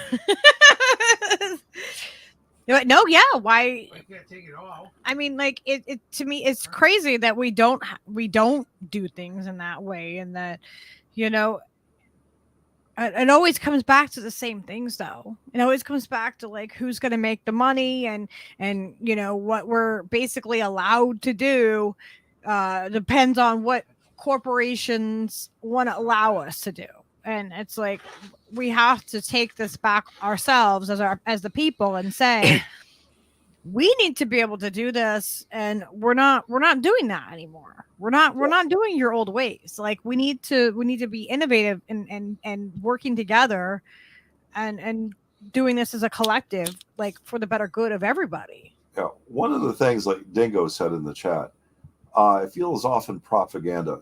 While I'm not saying that children aren't being used at near slave labor in camps to make some of the things, there are other ways to obtain these materials to make solar panels. We're not investing in the other materials, other ways to get the materials. Like I said, we can even get this from the ocean. There's a lot of materials out there that we can be using. My best one is that if Elon Musk wanted to do something, there is a chemical he could bring back from asteroids. That I view one chemical as necessary for us to live on this planet for more than 200 years. And we're not going to get a lot of it here. We're going to get it from asteroids or the moon. So how come there are no cholera pandemics in the USA? Most of the cholera was caused by insufficient filtering out of live bacteria from rivers and the source water. So the first time they figured out cholera epidemic was in London, when everybody that was getting their water from one major area was getting cholera. 2 words for you: microbial remnants. Leavings. I'm sorry. Damn it. Almost got it. He's gonna remember it. Leavings. Sorry, my memory has been doing some microbial leavings lately, and that's where we're at. Yeah, my late wife had an undergrad in chemical engineering and a graduate degree in biology. I can just imagine the conversations that you guys would have, that we would have no understanding of what you're saying. Nerding out on things that like completely, nerding out on things like certain people could actually comprehend. Yeah, well, I'd be like, I would usually have to ask her for help on chemical things or biological things. Well, that's what's great is that you guys. That's like having a superpower, though. When you have someone, you have your significant other has like all the answers to the things that you need answers for. It's like, oh, I can use your superpower to enhance mine. I don't know. I have no idea what I'm talking about. So, all right. I want to make sure that we tell people, so we have the problem. How can they check their own particular areas? I know you gave me some links and I was going to grab Yeah, those. are you able to pull any of those up? Yes. So there are, first, the main thing is it's a federal law that your municipal water supplier, whether it's the city, whether it's the county, whoever it is, has to provide you with their most recent water test. And it has to be like once every 2 or 3 years. And it has to list things like what contaminants are in it. One of the problems with it is for some things they can put in it no reading or below standards, but it doesn't say it doesn't have to say that, you know, are any scientists disagreeing with what the limit should be. But so just, if you don't know any way to get the water, go to your water plant, and they have to, in a public area, have their water report on the wall. So would that be like through their works department or whatever it would be? Yeah, in their for own areas? whoever's Like, doing your water treatment, there's has to be a place where public can go in and say, I want to see the water report. okay. Then a lot of places that don't want people going in there will put it on a website, so you can go to your municipal water supply, and you can actually find, usually on there, as I think it has to be well marked, my water report. And from there you can pull up your water report, and that often has a lot of material in it. There's the water organizations like WEP, or is it WPE? I have this one too that you showed me. So you could put that in, and it should tell you what contaminants you have in the water. Now, one of the problems with it is a lot of people don't know what the terms mean.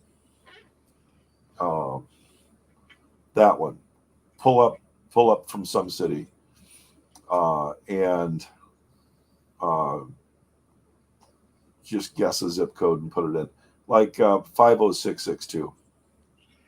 Okay. Right, you just walk by where it said put in your zip code. Go up.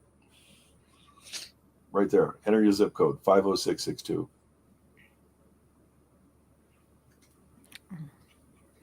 And go.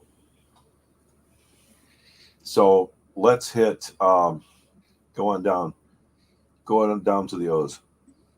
I'm trying to go to one I know. Oh, I'm looking in the past. Yeah, that one. Oh. Put that one up. I was looking at the wrong screen. Oh, okay. I was like, I put it in. Go on down. So it's going to tell contaminants contested. What's in there? What has exceeded the limits? One item has exceeded the limit. What is that item? Switch glasses. Oh, radium. Radium, 55 times the amount you should have. How bad is radium? I mean, that's what the radium girls are. Like, that's what killed those women and made them glow. They're still radioactive, right? Radium is radioactive. So there you go. This utility has this much. That one right there is why I have water filtration. 55 times. And yeah, it says potential effect right here that it is cancer. Yeah. So 50 times what it should be allowed. That's crazy. But that is considered normal. Well, and this is legal, right? It's not it's not moral, but it's legal for them to have this like this because what they have to do is tell you, right? They don't have to do anything else. So the municipality probably knows what to do to get rid of this. Would they get the funding to do it? No. You know, if they came up with what new type of water plant they would need to do, not only that, but now they have to pay to get rid of it. So to get rid of a toxic radiological substance is not like dumping water down the drain. So it's extremely, and to get rid of that, they might even deep well it, which is another issue. So we don't really have our waste streams down. So we can't look at our people to get rid of things as being really bad people, because they're probably doing what is allowed. So the deep welling might be the only method they have to get that out of the public. So that's just putting it, the deep welling is putting it back into the earth. Deep welling, yeah, putting it back into the earth. It's but doesn't that just get back into the water supply? Eventually. I mean, like, it just seems like it's deep like welling is it's not supposed to get back in the water supply for thousands of years.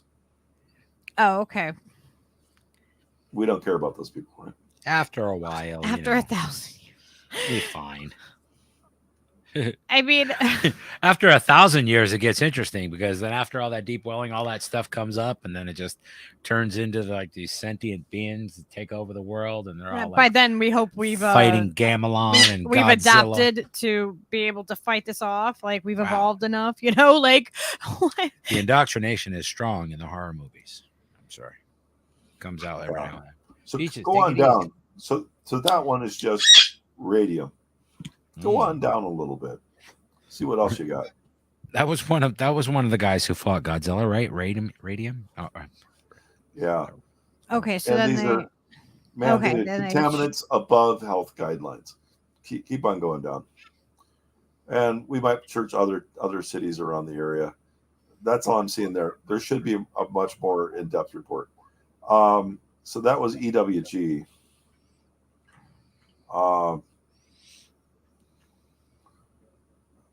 I was looking for another report. How about go to detected contaminants? Is that all it's that's detected? I can't read anymore. What was another one of the websites you had?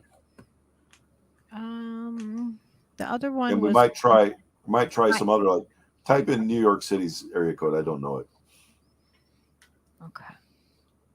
This one I could put up. I could pull up New York City DEP right on it. This website, the other website that you had sent me.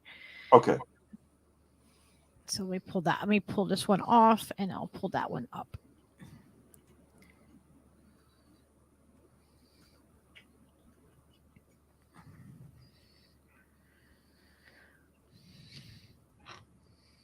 Okay, so this one is New York City's. Is it showing up? Yeah. So the one we want to go to, the violation ones always gets me, but other contaminants tested. What other contaminants tested? That would be a good one to start with. Lead down here. How much lead is there? So these are from multiple wells where they've taken multiple samples. So this is 2018, and it says 0.011 mg/L. I'm not sure what they're milligrams per liter. Milligrams. So there are 1,000 milligrams in a liter. So there's some. There's actually considered no decent level of lead. And go on down. Do we see anything other than lead? Violations. Oh boy. Return to compliance. So keep on going down. All I'm seeing is this the violations group or is this contaminants? Oh, this is violations. Okay, let's go to other contaminants tested on the left side. Up there. There you go. Okay, what else did we find in there? That's lead and copper.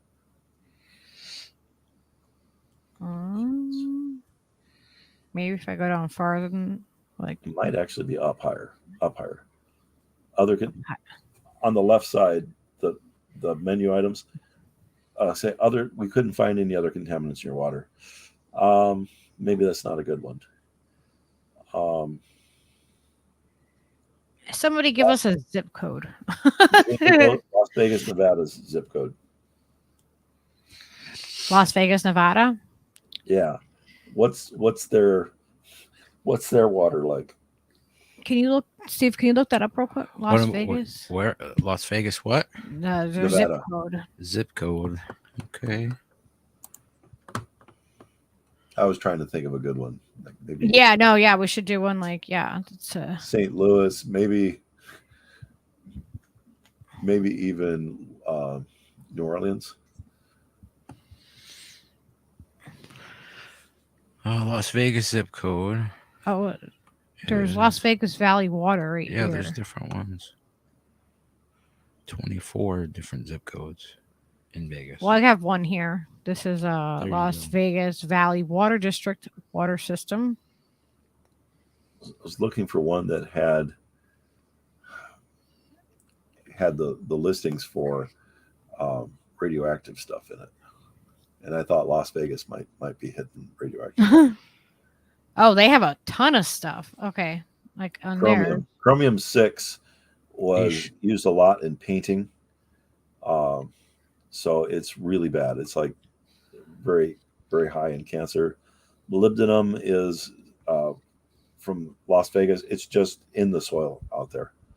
Strontium, some strontium is natural. Some strontium is because of the proximity to where all the nuclear tests were.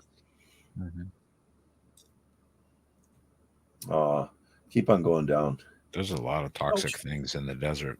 Jeez, there's a lot in there. Yeah. Holy In that area. Oh my gosh. Yeah. All kind of things. We haven't even gotten to it. Plutonium. So each one of these chemicals almost takes somebody that knows what's going on more than I do. Why is there testosterone? I guess we can't talk about what happens in the streets in Las Vegas.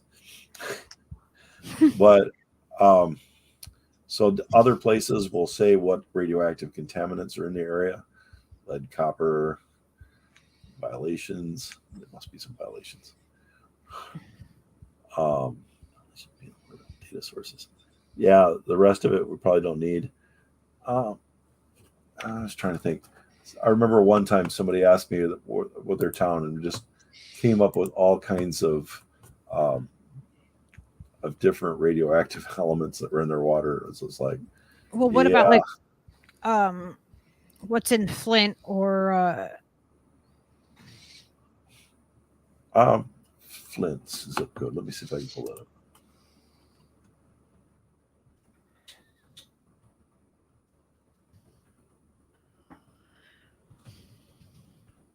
all right. I might have it here. What is 48501. There's a whole bunch that are around that. 48501. Yeah, is that what you just said? There's strontium 13 is in the water in Vegas. Well, there's different strontiums, but Right.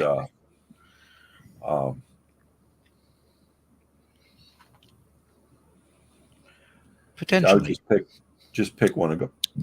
One of the towns probably that has 98,000. Wait a minute, is that Ohio or is that Michigan? OF, City of. Okay, Flint, City of. Yeah, take that one. A reason I said Flint was there's going to be a high level of. I'm believing there's probably going to be a high value of chromium 6. Because they painted all those cars in Detroit. Painted all the cars in Detroit. Yeah. Chromium 6 made them nice and yellow. It gave them a very bold yellow. Maybe by now they've got it all out of the water. I don't know. okay? Now are they going by? Okay, so they're going individually. Looks like here. See, like, and if they're going individually, it means that they have to test for a lot of these things commonly. It's not like butanol. It's like an alcohol that's related to butane, methoxide. It's an alcohol related to methane. oh my gosh. Methoxide. And we'd need a chemist for all that. Okay, keep on going down. There's a lot. And I'm not saying these are happy items. But most people don't even get this far in knowing what is around them. Germanium. Wait a second. Pop back up a little bit. Okay, why is there so much germanium out there? Keep on going down. Manganese. Manganese can be bad for you. It can be good. You need some. You don't need a lot.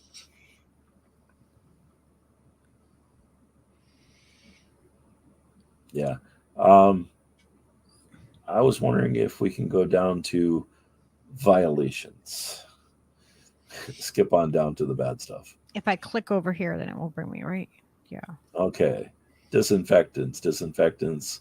Total coliform rule. A lot of times total coliform rule is fecal matter. Not always, but usually related to it. I guess there's Consumer confidence rule, but I don't know who it is. I don't even know that one. Water bill information, that's going to be nothing. So I'm not seeing some of the information I wanted to see. Let's see. Should I try the other website? Try the other one. Yeah.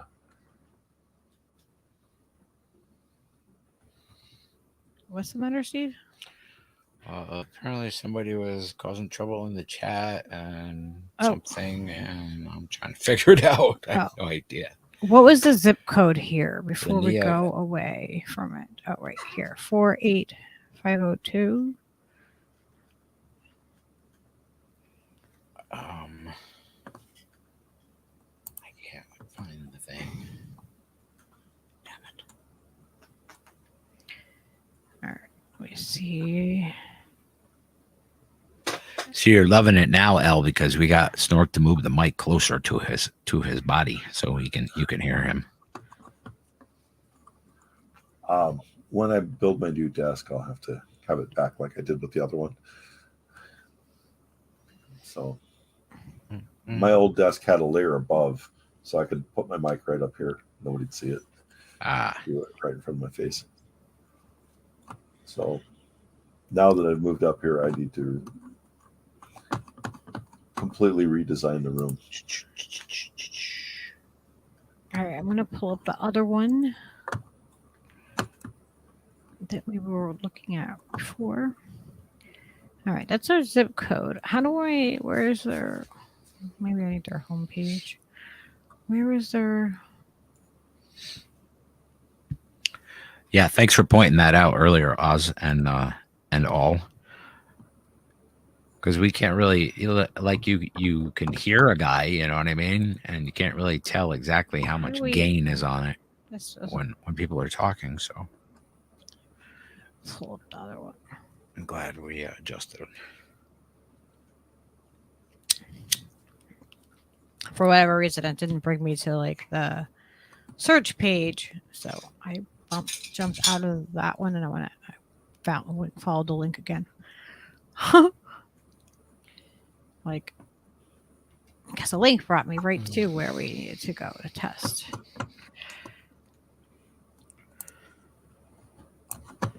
Yeah, that's a good point, Bill Bradley. He's like, please get back to what happens when nuclear plants get submerged by rising sea levels. Well, if it's a rapid submersion, pertinent. Very bad. No, very bad. Yeah, I reckon.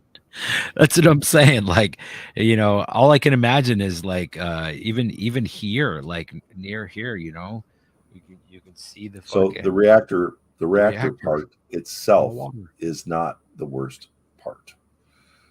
So you might have a certain amount of fuel in the reactor.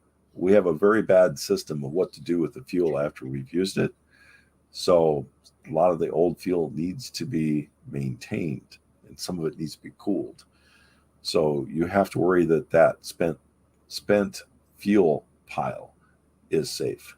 You have to make sure that if there's a massive flood, have you seen how houses, buildings, trucks get moved around when there's a flood?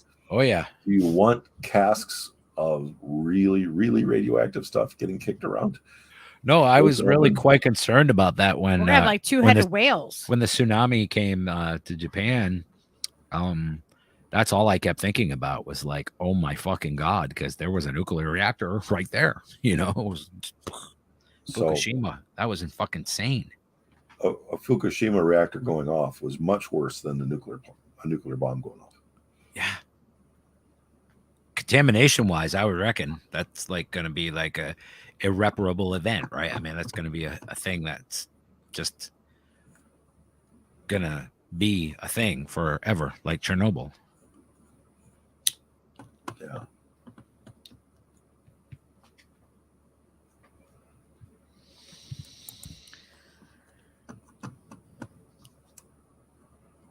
So I pulled up this one. I don't know if that answers the question with well, just you're seeing 12 things exceed the EWA health guidelines. 12. A nice baker's, a nice dozen for you. Yeah. Dozen donuts. Do-nots. And I'm missing the site that I wanted. So, oh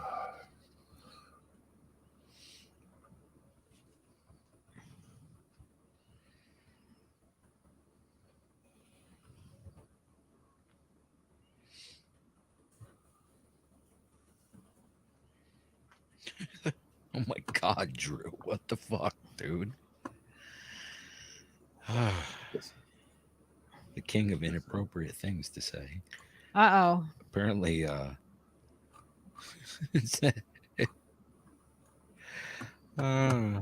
what? Do I want to know? I'm trying to I'm looking through the chat right now. I'll let you get to it on your own because it's a doozy. It's a I'm like an hour behind. It's like there's a lot to unpack there. Oh my God.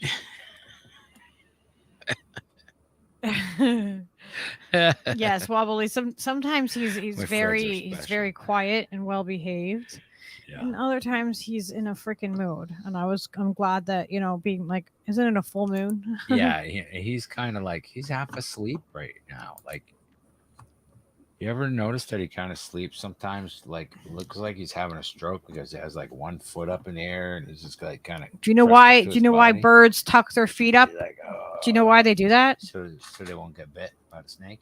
No, it's to preserve energy. That's why they stand on one foot and they tuck their leg up in there.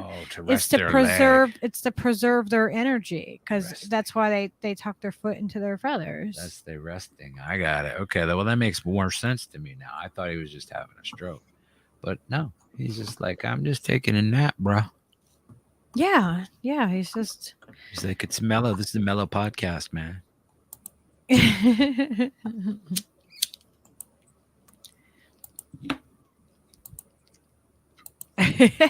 Bad cookies. I don't know. 30 contaminants. Yes, Norman is here, and he. Wait, how do you say that? Bromodichloromethane. That sounds delicious. Yeah, I wasn't always that good at pronouncing all of these. Did I even come close to that? Like, was that you did a very good job. All right, thank you. I feel like I've redeemed myself from fumbling so many times earlier. I will fumble them all. But I used to have to look and think of how to say it. It was so much easier when I just asked my wife, how do I say this one? Mm-hmm. All right. And then there's other shortcuts and things that they call stuff that doesn't even look like what's on there. And working with water, we write H2O. It's really HOH. So there's two parts of it. There's a hydrogen, and then there's a hydrogen group with an oxygen that kind of fights with it. Wow. So we're actually writing it wrong. We're actually writing it wrong. And it's not really dihydrogen oxide. It's really hydrogen hydroxide. Is that right? Hydrogen hydroxide. So like it's just hydroxide like is the OH. the nomenclature of it is what's askew, right? It's just like you're writing the initials the wrong way. But we've all come adapted to it to the point where it's acceptable. I don't. That's so weird. I wonder how that happens. Like that's just the propaganda. Like H2O, it's easier to remember. Probably somebody in the writing a paper article about it, 100 years ago, wrote it that way, and that's the way it stuck. All right, yeah. That's And crazy stands that to we reason. just keep doing that.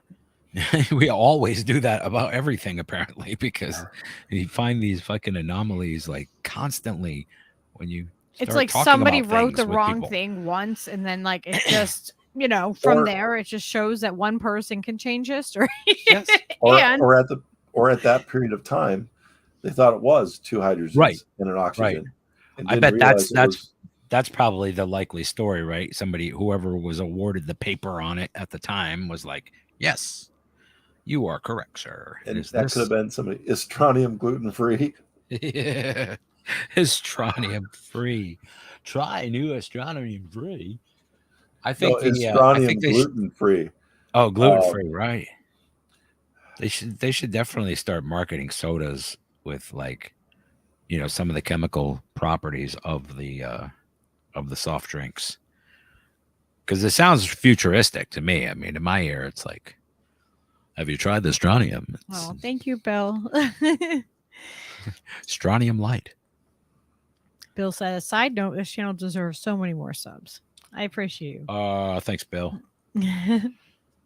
And thank all of you guys for hanging out. And thanks Snork for being fucking full of insight and stuff about water. And Yeah, you always blow my mind. Like things it's in general. amazing what we learn when we actually look at the bigger picture of what the real issue is that's happening. That's what I was gonna get to, was the fact that we just pointed out how man is like nefarious and known for, infamous for getting a thing like wrong, but getting everybody to remember the wrong thing instead of the correct thing, because it's just easier, and it's just like it's already programmed. It was the right thing for a while, and nobody really caught up with the fact that it was wrong. And I feel like that's part of that whole like thing about science and critical thinking, right? That's what you're supposed to do, is just like investigate further and get the most accurate information about everything that you possibly can, and the most perspective about the actual information. I don't know.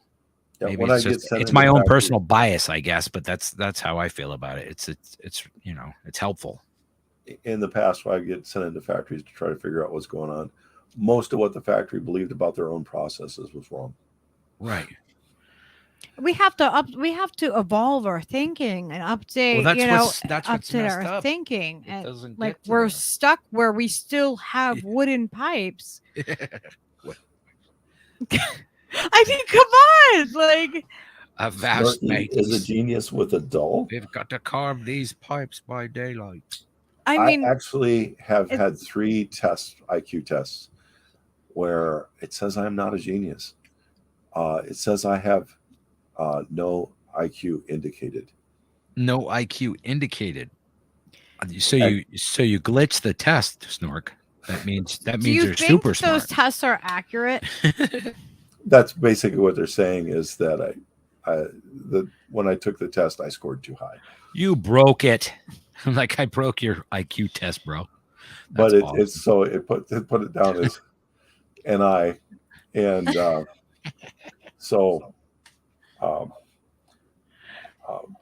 my wife told me that it was none indicated. None indicated. That's funny. Oh my god. Oh, that's fucking classic. That is freaking great. Has that impacted you in your academia career? Like, well, I don't really have any IQ indicated per se, but I assure you I am a professor. I remember my boss being really pissed about it. Not my current boss, but this was in the past when I had to take those tests. So we Oh, that's have to fucking have background great. checks for some things we did. And he's like, That's fucking great. He's like, son of a bitch is smarter than me, motherfucker. You broke the test. No, you cannot say that. No, all you can say We is can't none confirm or independent. deny. Yeah. Oh, I love that. That's fantastic. That's the next level. So, yeah. So, what- we're gonna have to. I definitely want to look more like, because who's talking about the nuclear power plants getting underwater? Like, are we gonna have whales with like 2 heads? Like, is I everything? hope so. I mean, whales are cute already, but with 2 heads, come on. No, I mean, I'm serious. isn't gonna Like, love we're gonna that? make everything radioactive, and Well, what's gonna survive? there are two ways of radiation. The ones with the whales with the 2 heads. I'm trying to remember the term for it. Sometimes We're gonna have to do a in biopsy. radiation, the cues to make extra things gets messed up. So a plant that might have a 12 petals might suddenly have, for each petal, growing off another set of petals, or different aberrations like that. But a lot of the heavy radiation is just death. So Yeah. it can go multiple ways. After Chernobyl, after some of the Fukushima, they'd find animals that would be running around not with 6 heads, but with all their fur white. Whoa. So the things that would get damaged the most would be alpha radiation, killing the stuff that was chromatophores closest to the skin.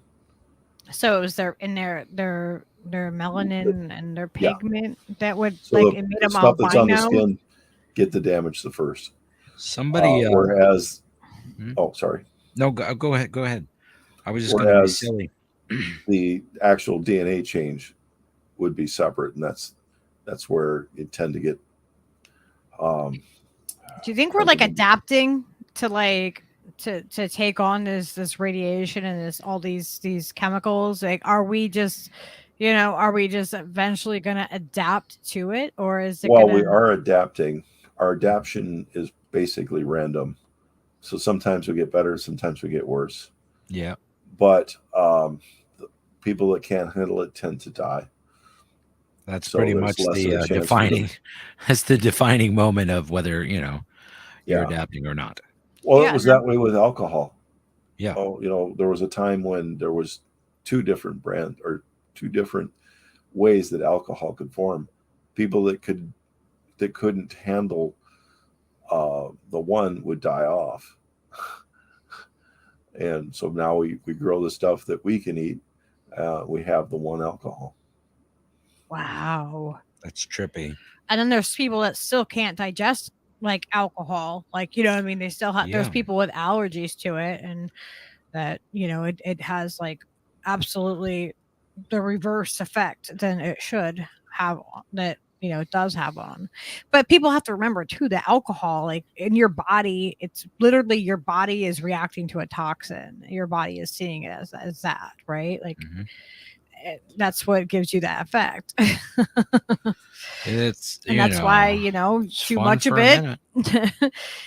it can kill you. Yeah, all the good things can kill you.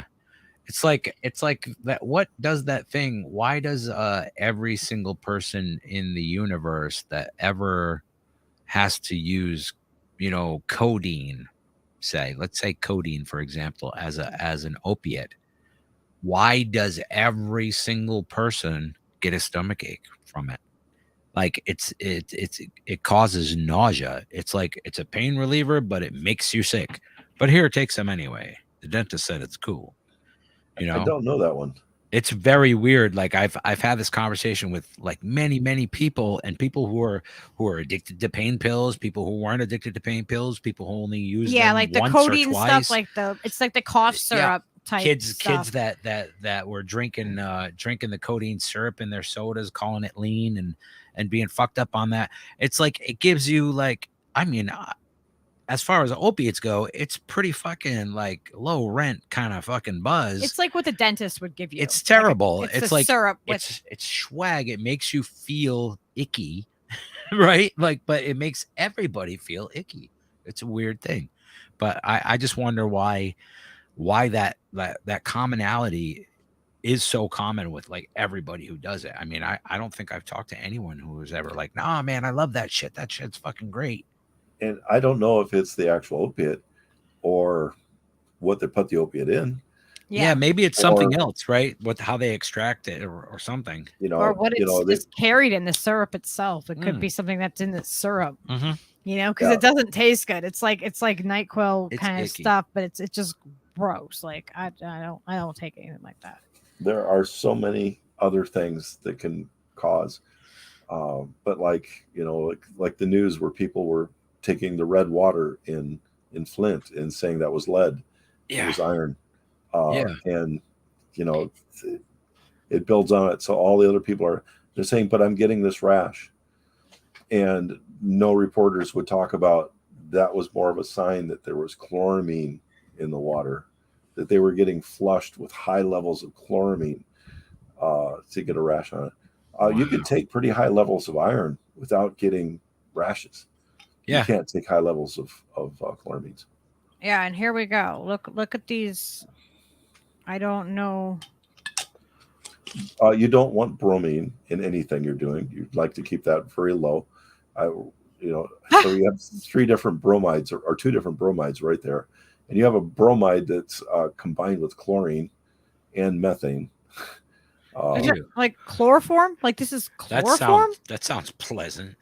That's probably a common contaminant. Chloroform? Chloroform.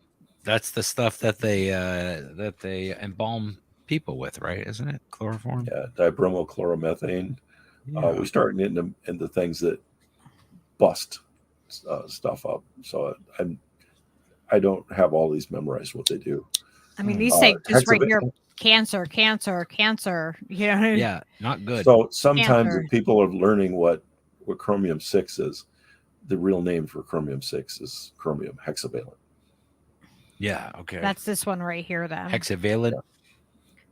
Hex means 6. Yep. That makes sense. Keep on going down. Because all the things are like literal like that, right? Like how many all back to or whatever, to the Greek. Yes. I mean, look keep at on these going numbers. down to the bad stuff. 422 times the number. What city is this again? This is Flint. Damn. And all they talked about though was the lead in the pipes. Yeah. That is really wrong. Yeah, that's way off. Like not addressing any of these other things that are fucking insanely high. So they didn't talk about any of these. All you heard about was the lead in the pipes, right? That's all you heard about. And they were actually showing us the iron. And all of the things that are mentioned here are bad. I used to say you didn't hear about them.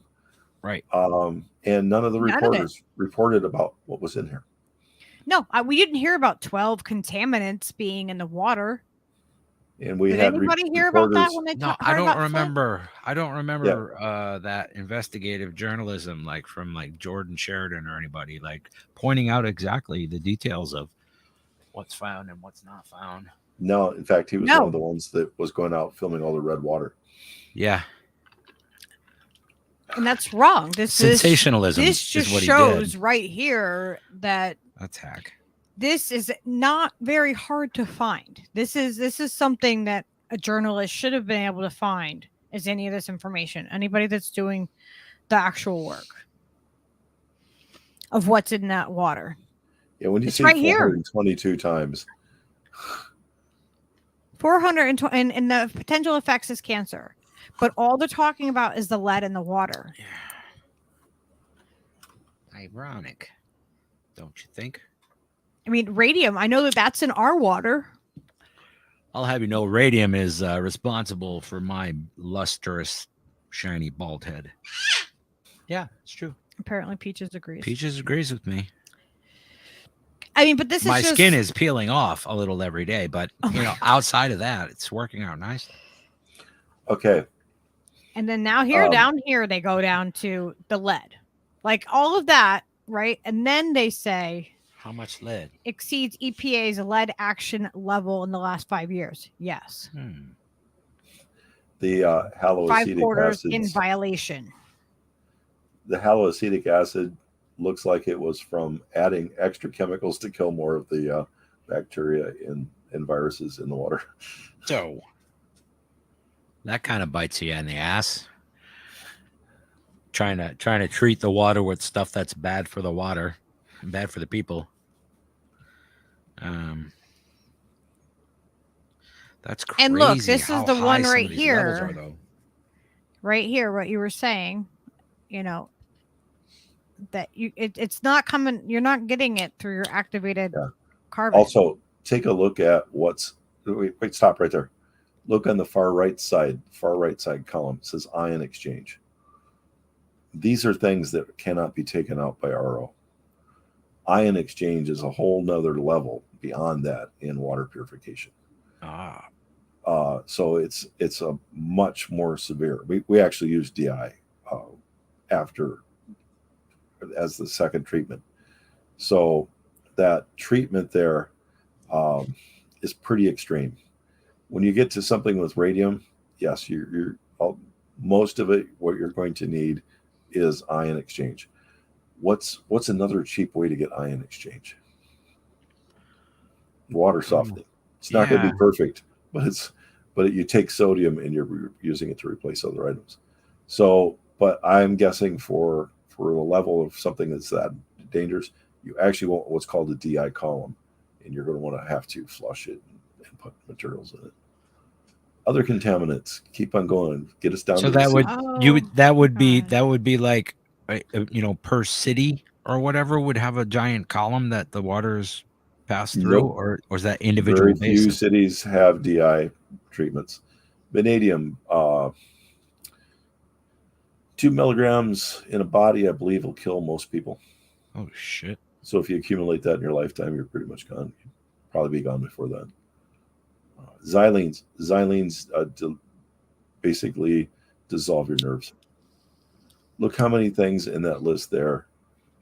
Well, I have been feeling a little nervy lately. And none of this was covered. None of this has been covered. This is outrageous to me that it's you can look it up by a zip code and you can find out. Like, this should all be covered in that coverage. When they're talking about Flint, they should be talking about all of these issues. Ideally, you want the coverage to be full coverage. Everyone focused on one thing. Just the lead. That's all I've heard repeated over and over and over again. I mean, that's fantastic, Al. You should definitely film that. I'm probably going to have to get to bed soon. Well, we can't thank you enough, Snork, for hanging out. Yeah, spending a couple hours with us. We appreciate Thanks for giving me a chance to talk. I normally don't get to talk about things like this. Heck yeah. Oh, you're welcome to come on anytime. You know that. You have my number. We'd love to have you come back and talk more about the the kind of inevitability of rising tides and how that impacts people. I would love if you get a geologist, so that we actually have somebody with not, my level of geology is very, very low.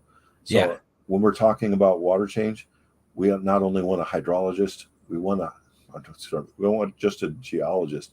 We'd like a hydrologist, or that's somebody that studies water.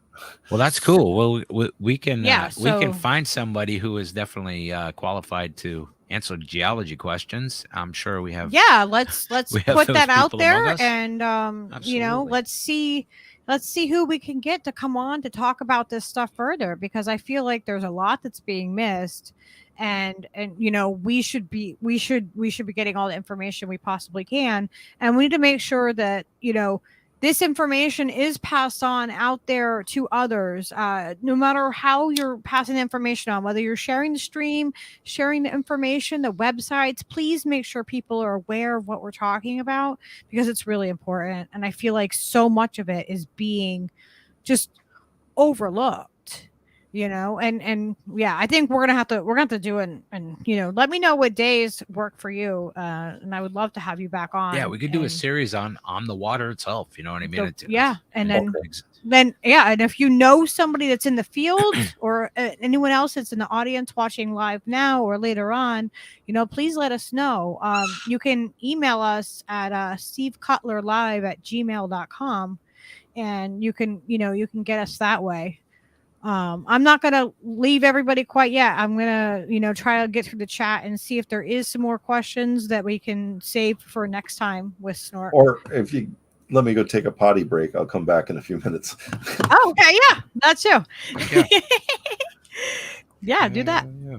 Let's see if I can. Yeah, we could take a little intermission here. Yeah, we can take a quick intermission. There we go. I'll sing a song. I can check and see what's going on with the chat. If you guys have, more questions or more on this topic, let me know. This is so interesting to me. I love learning, learning all this. What's the matter, Steve? I said, if you give me my guitar, I'll sing a song. Okay. Don't bite me. Oh, wait. Where's the seed pick over there?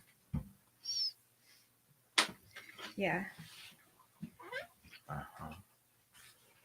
Purple pick. Okay. Something I'm caught on. Okay. Perfect. All right. Steve's going to play a song. If you turn up. You're up almost all the way. No, number 3. The third one over. Yep. Am I making sound on it? You see a light? What, the third slide thing? The third side thing, put it up about halfway. And is it making? It was.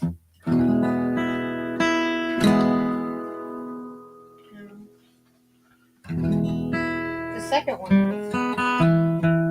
The second one is this. Yeah, I hear. That one is the second. Yeah, I don't know. I got a piece too. All right, I'll fix it. Do something and I'll come back and check. Okay.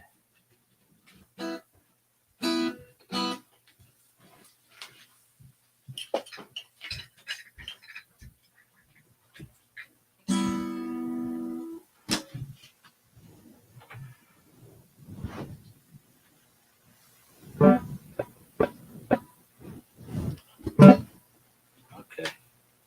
We got it. We got it, Peaches. Hey, relax. Relax yourself, mister. No. No. Relax. You crazy? Why are you going crazy? Just chill out. I'll sing a song. Okay.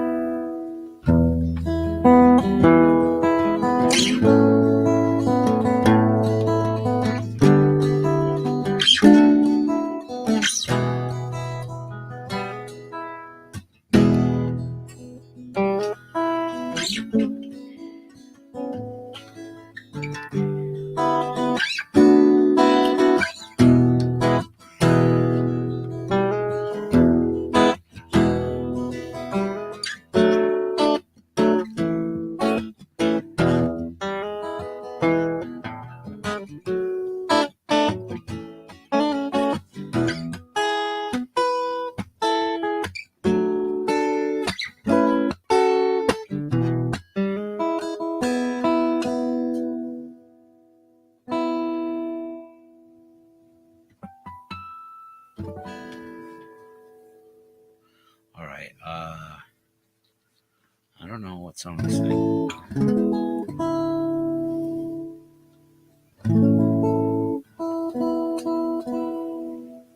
I don't know.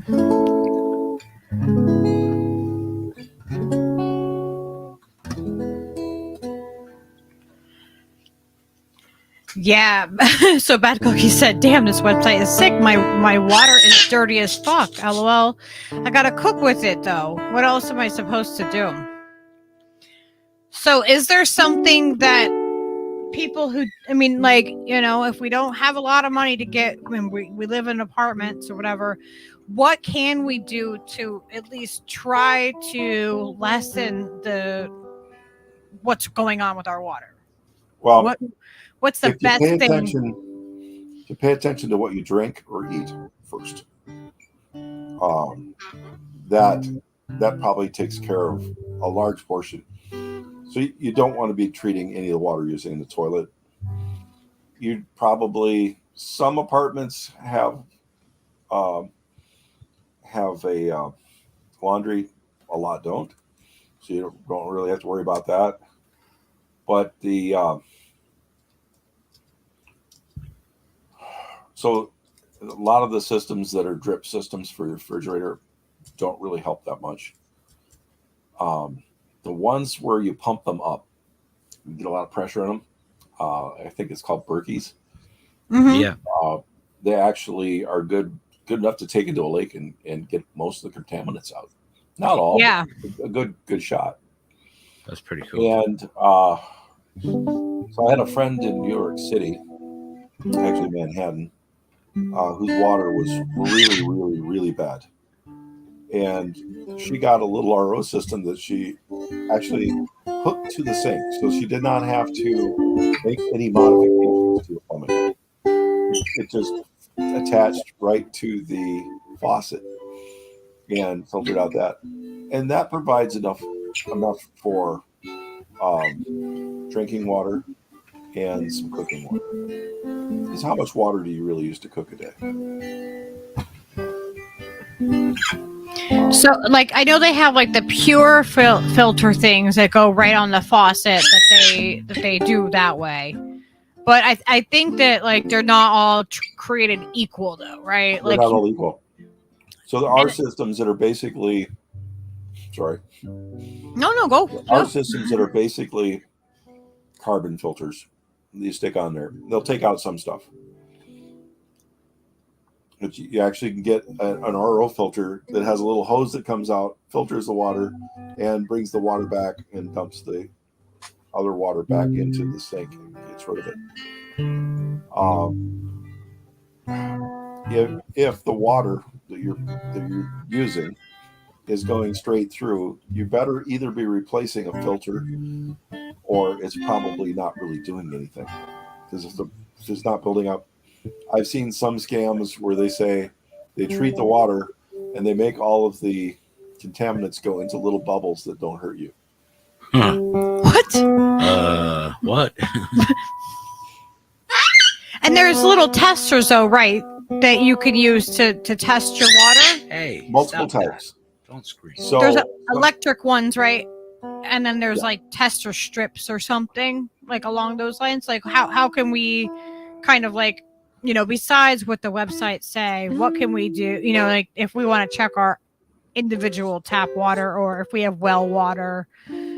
So the pen ones, there's one pens, they're probably $30-$50 that'll tell you what your pH is. Regardless of what all the media hype is and what everybody's trying to push down you, your best water is 7.0, not 8.9. You do not want to drink water that's above 8 or above 7. Okay. And you'll find if you go to the store, you'll find that people are saying that their water is 8. Buy this because ours is 8, not 7. Media hype. That's not. When I had to take a toxicology class, industrial toxicology, the first thing that he told us was, you know, the water treatment. You do not want to drink water that is alkaline. You want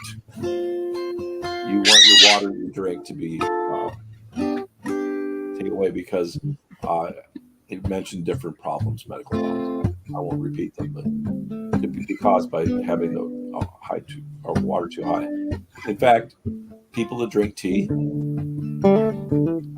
remember there's a reason you put lemon in tea. Lemon in tea prevents or reduces your chance of it making making kidney stones. By not letting the pH go too high. So you keep it down. So there's a range where if we keep our pH in this range, that our body will basically naturally get things out. If we purposely do everything possible to raise our pH, that's pretty bad. Oh wow! You want it balanced. We want an even 7. Yeah. Even 7 across. Yeah, I know from growing cannabis for years. 7 is a little high for a little high for reefer anyway.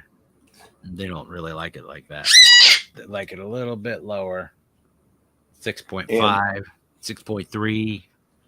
It depends, and it fluctuates too when they're in flower or not in flower. So as the plant takes the lower pH, and it uses it to transport nutrients into the into the thing. So another thing, what is the nutrient effect of adding the extra alkaline to your water? Ad people have been doing things for a long time.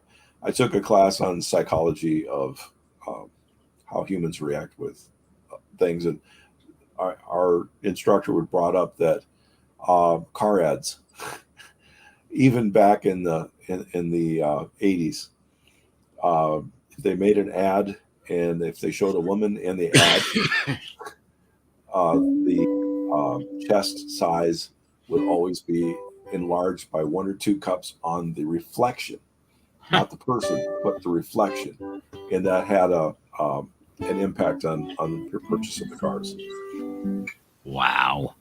Because your girl looks hotter with bigger boobs in the window. That's fucking crazy. Yeah, so that's just crazy enough to work, Bob. all day long, we are subject to the masters, and our masters are the ad people. Yeah. Yeah, you want a politician to win, you go hire an ad team. That's crazy. And then like stuff like this, like all these contaminants in the water is just, it's completely ignored. And like, really? We don't need to be doing that at all. No. What do you need? He needs to laugh. Do you need something to eat? Are you hungry? You want water? Is Papa gonna get you water? So, I mean, like, and then what about the fluoride, like, that's in the water? I don't know, like, that's a huge question, but like, like fluoride's used like in sarin gas, like it's a lot of chemicals used everywhere. I'm not saying fluoride in the water is good. A little bit might be okay. I basically take mine out anyway. But you just saw the list. There are so many worse things in there than the fluoride. Yeah. Fluoride's a nice diversion to keep from asking questions about those things. Yeah, it does. It keeps people from asking questions. It calcifies your pineal gland, and Well, and again, you are also exposed to some of this in your natural environment anyway. So you have some abilities to recover from this, and how much of that is an accurate statement. So since I don't personally know, I'd have to go back and look at somebody that's medical that knows what's going on and says it. But I'm very careful about a lot of facts I come across that get distorted over time, because a reporter will report, oh, you got to do this. It's going to be so bad or whatever. And at the same time, something that somebody's eating right with the water they're drinking, this might be 100 times or 1,000 times worse. Yeah. Drew, remember now that you drank all that water to make sure you pee. Don't forget. There's also, public toilets. There are places that put their toilets in wrong. There are people who will only use urinals that face north and south. Yes, I've heard of this. Wait, what was that? Sorry. There are people that will not use urinals that face east or west. Really? So I've never heard of that. yeah, so people will pick up different attitudes and translate them along, and there's nothing you can do. It's always going to happen.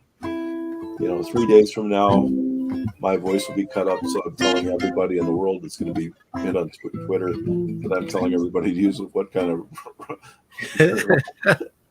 That's so funny, dude. Like, we were just talking about that very, very thing. That's so crazy. It's like beds. Yeah. Which direction does your bed face? Yeah. And there's many people that absolutely must have their bed facing a certain direction. Well, then how but the planet is like shifting and the poles are shifting. So are they accurate still as to what they're doing? Well, as things shift and move? Yeah. More of the pole shifting right now, what we're experiencing is iron affects where the poles are.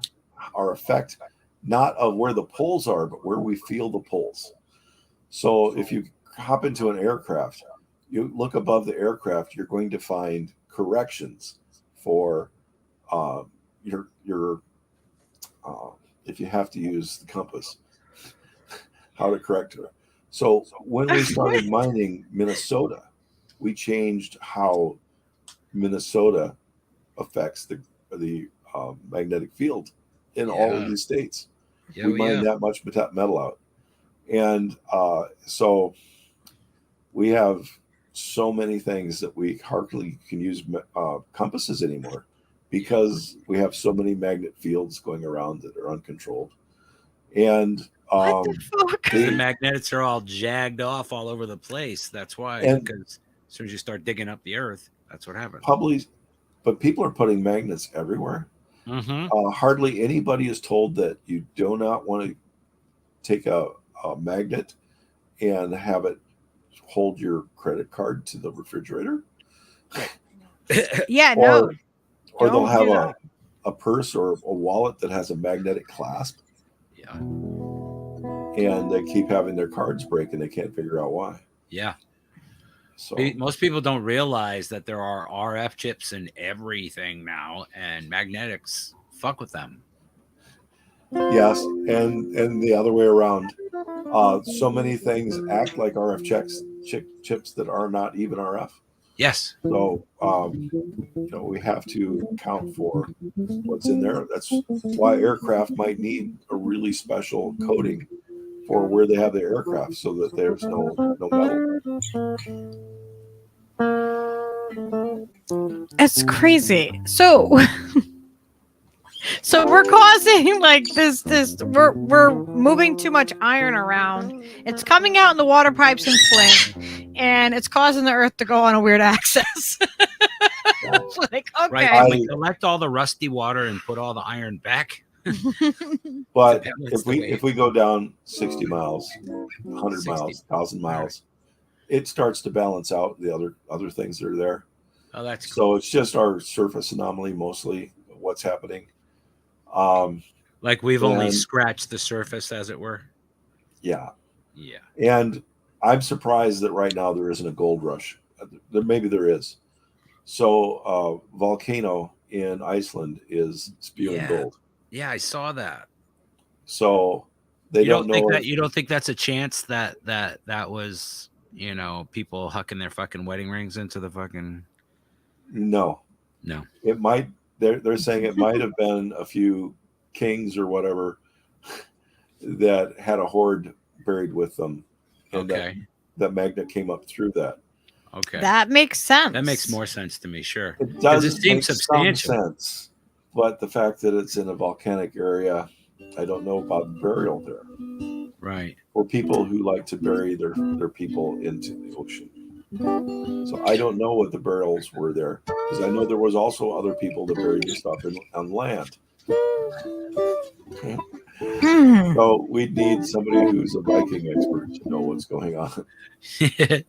Yeah, that's my lineage. I got some of that lineage. We gotta in me. we got like a shopping list of different experts we need to talk Yes, to. we need some Viking experts. We need some geology. Or, we just I like we to want talk to a couple everybody. musicologists. I got some questions. There's My grandmother was a musical therapist. oh, that's awesome. That's amazing. She was the original. That's fucking killer, dude. That is so amazing. I love that. So Jenna's asking if the beryllium. Barium is elemental, Barium. not organic. So if you add mercury to barium, you can have an organic. Doesn't mean quite the same. So you need chemists beyond that to go over it. Mostly, I don't think that sounds like a good thing. So, barium, if it's used for a radiological exam, they want to get that out of your body afterwards. They what? Sorry, I spaced You out don't that want to last. leave that in your body after the exam. So all these chemicals, we have to stop thinking, oh, this is chlorine or this has oxygen, it's bad. We have to look at the individual chemical, what's in it, how it acts, and how it goes. Because, for instance, like I mentioned, the vanadium can kill you with a very small It's a little amount. high over there. But you also probably need a little vanadium. There's many things that you need a little, but a lot will kill you. Probably So, pull it right back. and that's true with a lot of things. But you also have to remember news agencies run pretty much on the theory that they must have you come back, be anxious to get the news again. So getting you anxious to get the news again means they have to give you some kind of fear to come back. Right. Yeah, from what I've seen is I think that they're going to shift everything right into climate change. It's like it's going to go from COVID right to climate change, and it's going to be the fear of all these disasters happening. Can you give him some more water, maybe? And I have no idea what's going to happen in England this week. Yeah, it's looking. Well, they're fracking. They opened it up for fracking again, like right away. No, in England with the death of the Queen, we've never had the death of a queen. When we had TV, or when we had so much TV, was what she become queen in? I forgot when she became queen 70 years ago. 70 years. She was 70 years. So it's before TV. Yeah. So suddenly we have England with the rule that there can be no comedy on TV. It has to be, there's rules of what they're going to be able to say and do for the next week that have been thought for a long time. And I don't know what's going to happen. So we basically have a major country that is going to be in mourning for a while, and we're trying to pull out of, get out of COVID, and this is going to be a hardship for people. It's crazy because like everybody, like on Twitter, like it's either you're like she's a colonizer or you're like don't speak ill of the dead, and I'm like, for me it's like don't do awful things in your life if you don't want people to speak ill of you when you're dead. Okay, because people are saying truthful things. That doesn't mean that just because a person's dead doesn't mean it's not true. Doesn't mean that Hitler didn't do what he did because he's dead and we can't speak ill of him. Like, no, we need to speak the truth of what's happening and be honest about what's happening. But people don't want to hear that. And it's causing a lot of division, and a lot of like people are like, I'm blocking anybody that says anything about the Queen. And the other people are like, no, she's colonized. She didn't have a relationship with Africa or the Irish. Like they're dancing. I mean, like my ancestors were affected by what she in particularly did. And, you know, if she wanted to be spoken about better, then she should have behaved better, is what I think. I don't, Yeah. you know. But the people as general, they're going to be working on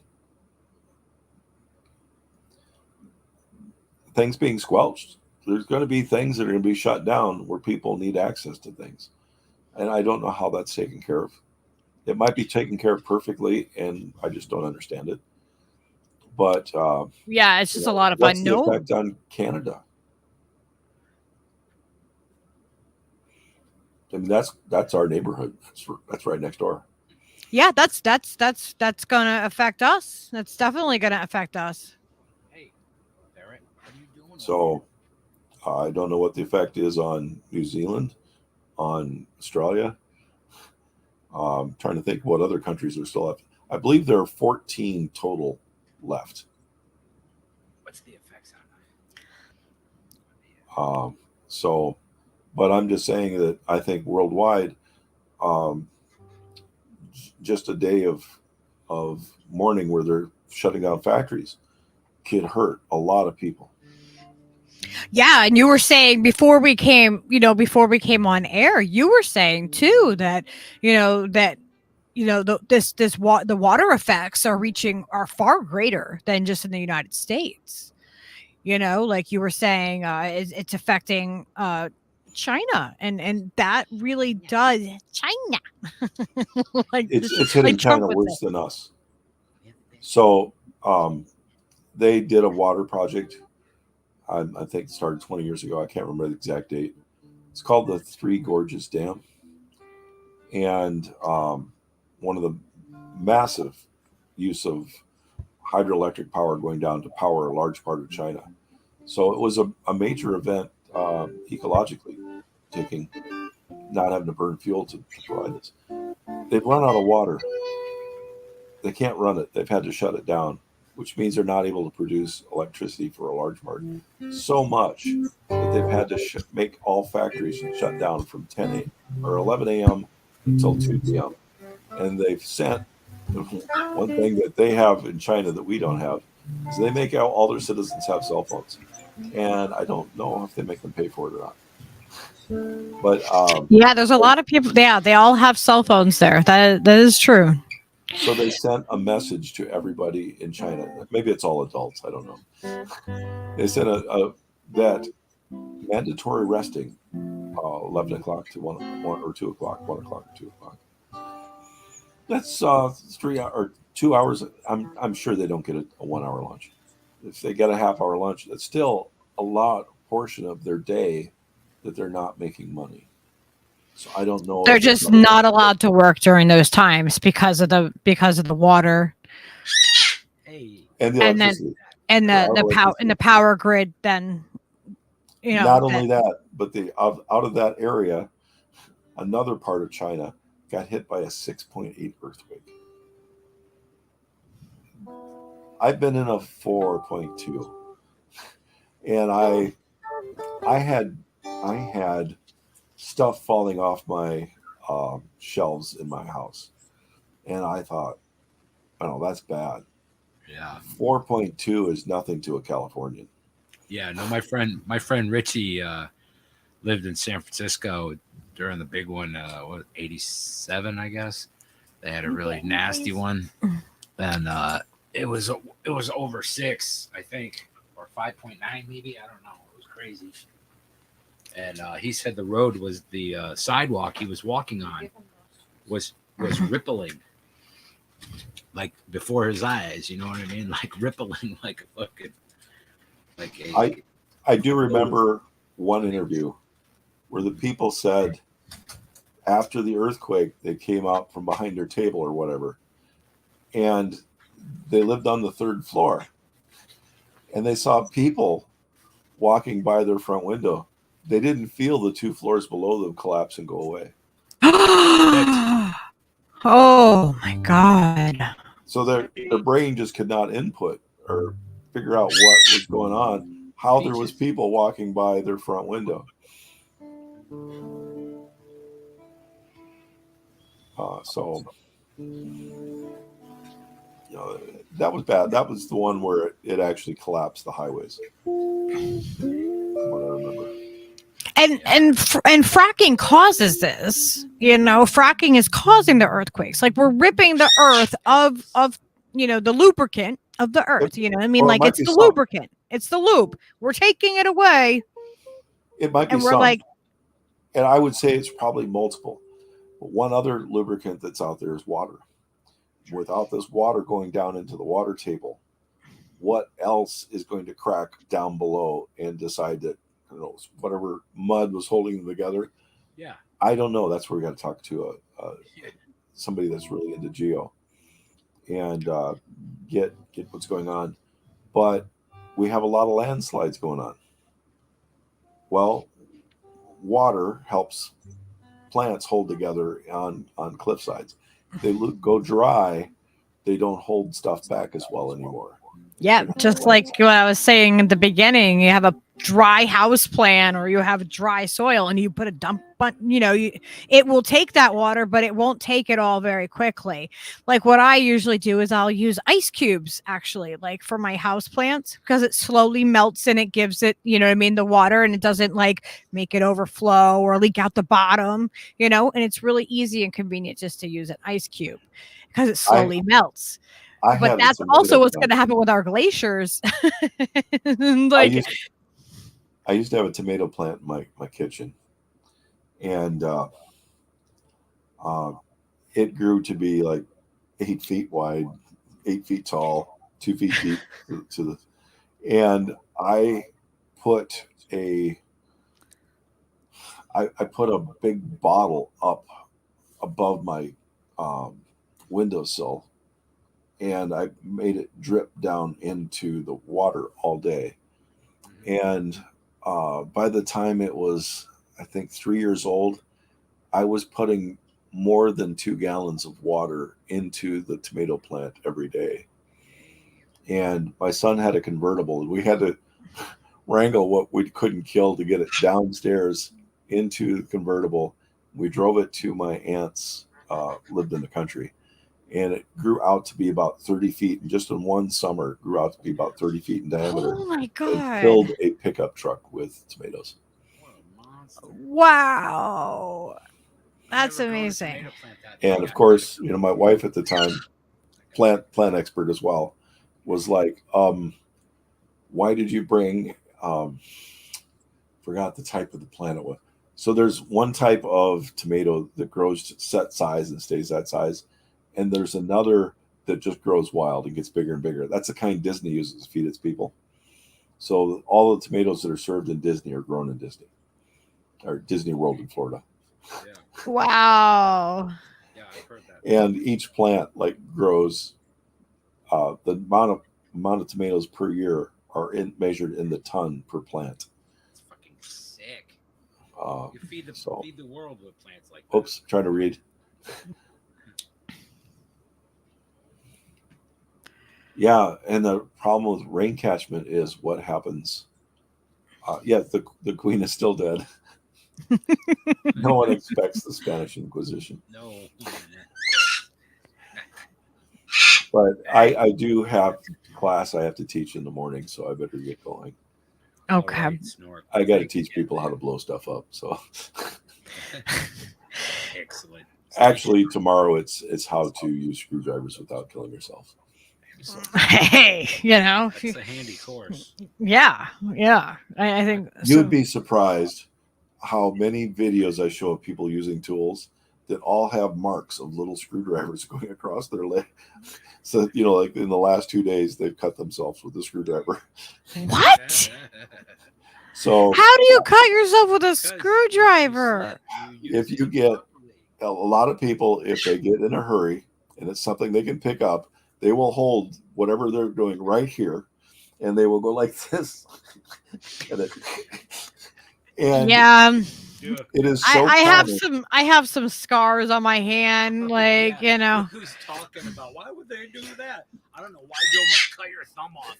Yeah, as soon as you mention exactly how most people do it, everybody goes, "Yeah, I've done that." I'm like, yeah, but I did it with a knife. I didn't do it with a screwdriver. But I've also like, I've smashed my finger like trying to like, doing like geode stuff, like bashing rocks and doing mining type things. I've smashed my finger a couple times with a sledge. Well, I make my students wear pants. And the first day, I tell them, I had a list on the chalkboard. You must wear safety eyewear. You must wear pants. And everybody was like, was this a joke? And the other thing I have is this part of the class is tools, and the other part is how to make microelectronics. So because soldering is a tool. So we have this rule that I start them out 8 weeks before we go into the micro soldering, that our little pieces are like the size of a piece of pepper, and things that are the size of a piece of pepper blow away. So we have a rule that if anybody sneezes, they have to clap their hands. So when you're starting to sneeze, you can't go with it. It doesn't work. You lose the ability to talk when you really have to sneeze. So you clap. And all of the students then know when they hear the clap, bend down, protect all your stuff that's on your. Because just a little piece of breeze would go away and blow their whole projects away. Oh my gosh, that's great. No, Steve, you're not muted. So saying is the guitar turned down. It's and then with the soldering iron. Off? No, just up and like a third of the way. Okay. If you're wearing pants, the soldering iron bounces off. It might give you a little burn, but if they don't, the soldering iron might just go into your leg. Yeah. So that's very, very, very true. Yeah, I've used really soldering hard. irons, so I know what you're talking about. Yeah. It's really hard when it's 90 degrees outside. And on the first day, all of the students show up wearing shorts. And I tell them they cannot wear shorts. They cannot wear. So the previous year when I did it, so the second day, they would all show up with nylon jumpsuits. And I tell them they can't wear nylons. So if a soldering iron hits nylon, and we actually worked in a factory where it was so crucial to not have nylon in the factory that we had somebody whose job was to test everybody's underwear. What? You had an underwear tester? You guys heard it first. There was an underwear tester job. Who wants that job? Like, I don't want to be the underwear tester. No, you pulled the short stick this week. It was just one of his duties, but he didn't actually have to go up, and he had a little meter. He could tell 3 feet away if somebody had nylons on. He said duty. So that's crazy. Okay, Peaches. A lot of fish tanks actually do have cleaner water than tap water. That's crazy. There are some water cleaning aficionados in the fishing industry. And if you have tropical fish, they'll actually purify the water down to being extremely pure, and they will add salt back to it to get them just the right amount. And again, these people are like water treatment experts because they take it down and build it back up with the proper nutrients for that kind of fish. And they all deserve to be clapped at. And like, again, I got to go. I'll see you. Thanks for that. Yes. Yeah, absolutely. Bye, Snork. Thank you. Later, Snork. Thanks. Gotta figure it. There. Well, that was awesome. I call Snork my brain melter, Okay, can you do something to help him? With that thing is broken. No, he's not. Stop, Peaches. Why are you doing this? No. Can you give me a stick? I'll give you a stick. You were doing so good, Mr. Peaches, Sneeches, Screeches. Come on. Okay. Come on. All right. You want to come over? You want to say hi to other people?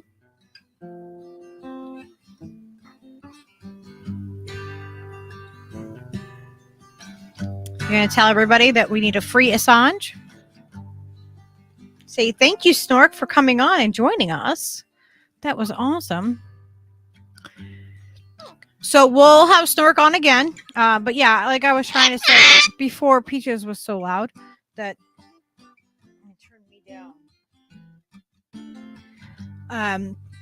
He melts my brain every time. It's amazing what he knows, and I'm so absolutely grateful to have Snork as a friend and to be able to have the conversations, because I feel like a lot of times the focus is so narrow on what's happening that we miss the bigger picture, and we need to not only use our critical thinking skills and really examine what else is happening around us.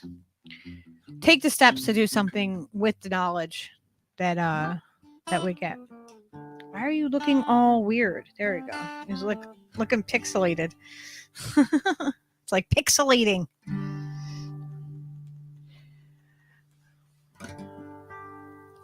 All right, I've been trying to play the song.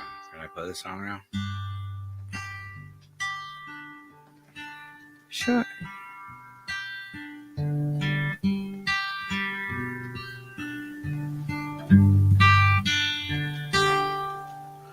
Cold mountain water, the jade merchant's daughter, mountains of the moon, Electra bow and bend to me.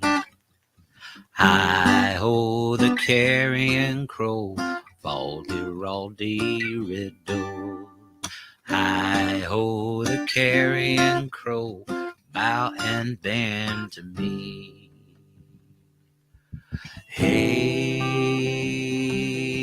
Tom Banjo. Hey, Laurel. More than laurel you may sow. More than laurel you may sow.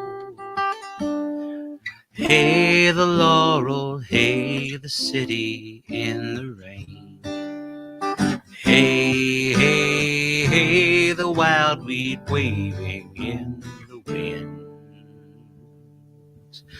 20 degrees of solitude, 20 degrees in all. And all along the dancing kings and the wives assembled in the hall. Lost is the long, loneliest time, fairy Sybil flying.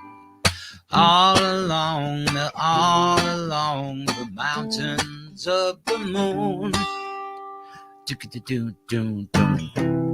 Hey, hey, Tom Banjo. It's time to matter. The earth will see you on through this time. The earth will see you all through this time. Yes, and down by the water, the Marsh King's daughter, did you know? Clothed in tatters always will be Tom, where did you go? Mountains of the moon, Electra, mountains of the moon. All along the mountains of the moon. Hi-ho, the carrion crow, faldy-raldy-riddle. Hi-ho, the carrion crow, bow and bend to me. Bend to me.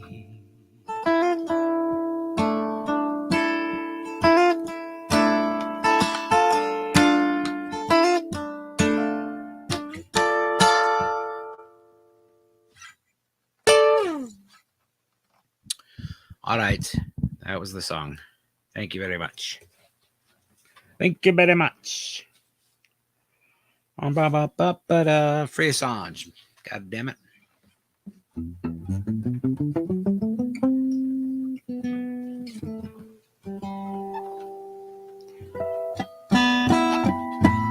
I really like enjoyed tonight's conversation. I felt like I learned so much. And, oh my gosh, that was my ear.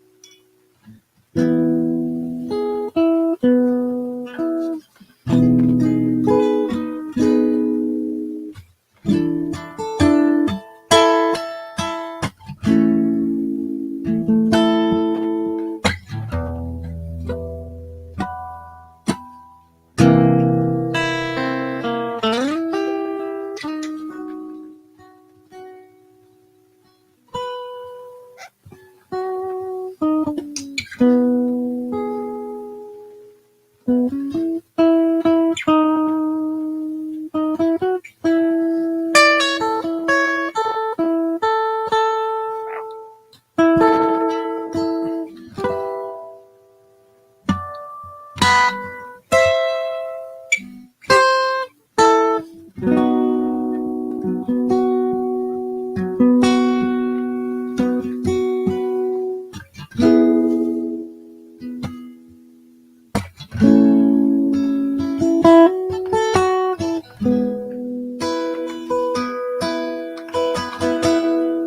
you guys hear him now?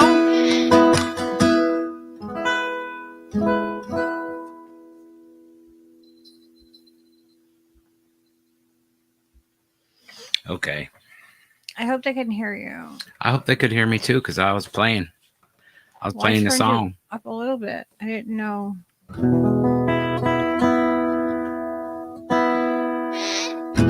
I'm behind in the chat, so I think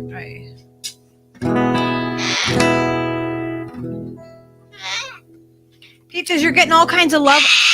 No, not that love. Oy.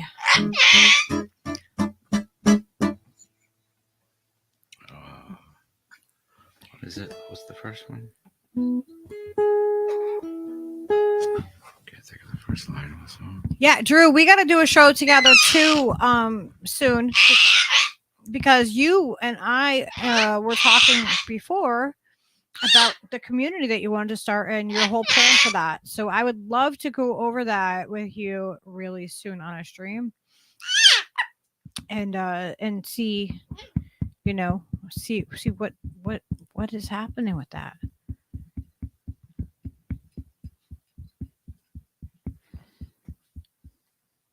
And it's Drew's birthday today, guys. Happy motherfucking birthday to Drew. The Drizzle. You love Drew? Mr. Drizzles. Everybody say. Oh, you can't see. Well, I can't.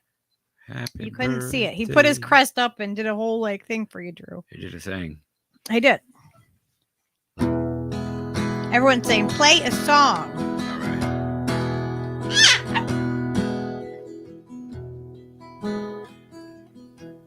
Do you want to come over here and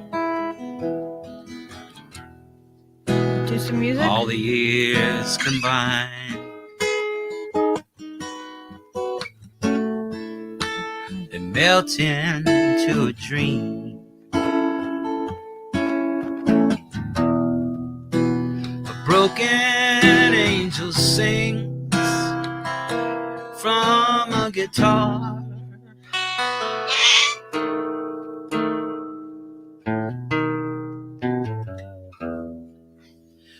And there's just a song comes crying like the wind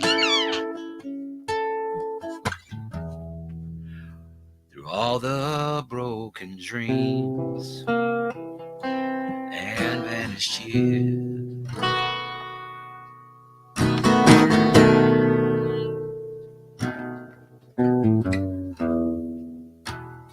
All the cards are down,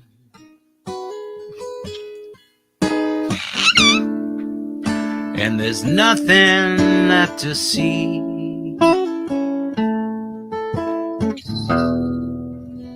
There's just a pavement left and broken dreams.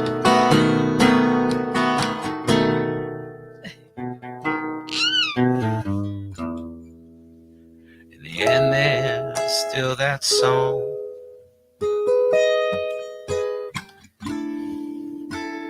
crying like the wind down every lonely street that's ever been.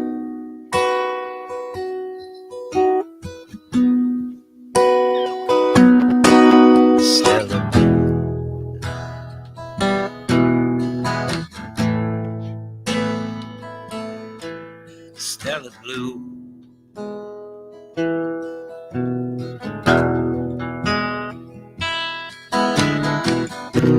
I've stayed in every blue light, cheap hotel. Can't win for trying. Dust off those rusty strings just one more time. Gonna make 'em shine.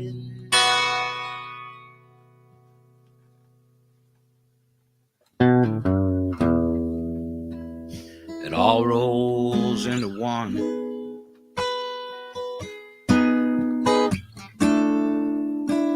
And nothing comes for free.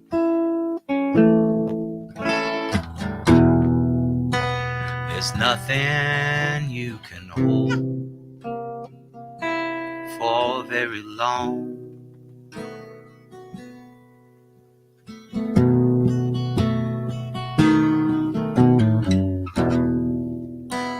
And when you hear that song,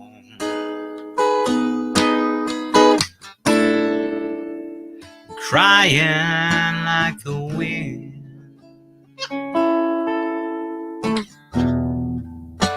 down every lonely street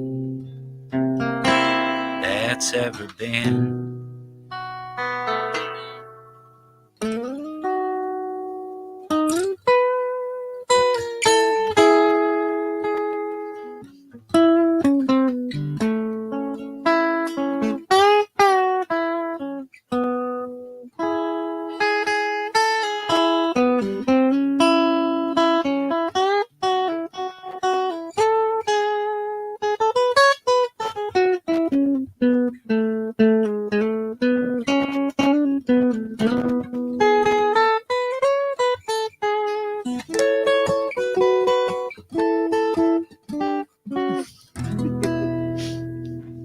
Chili.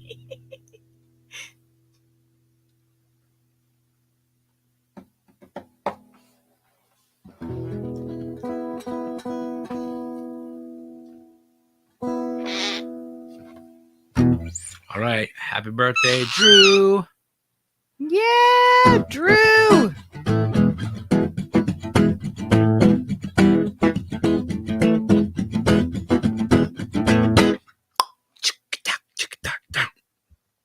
Peaches, I saw you dancing over there. I saw you starting to get down. What's up, dog? You starting to get down? You down? Are you down over there? Are you dancing?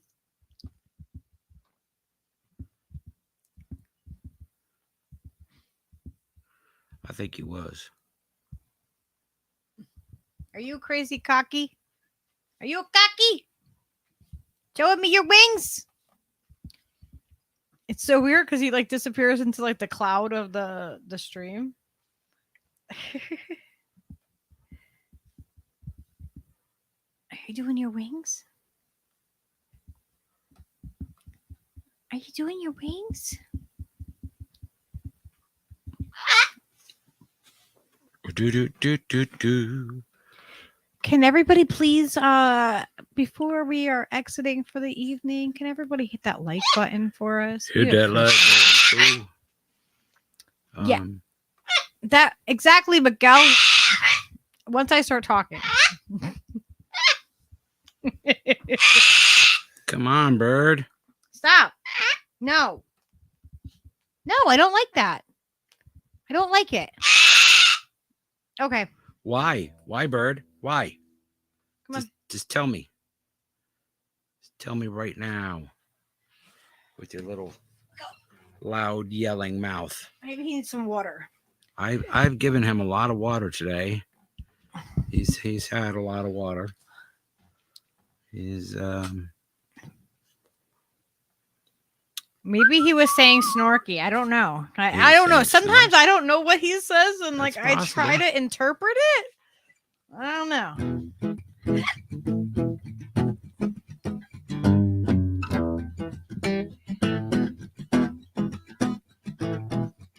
Mouse.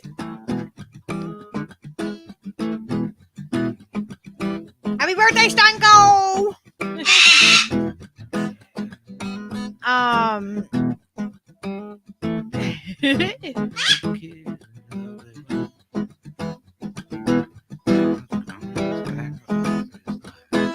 There is no arguing with that bird.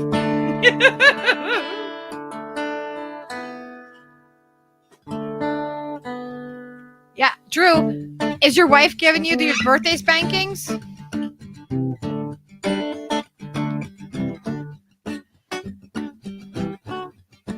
Peaches, you're supposed to say free Assange.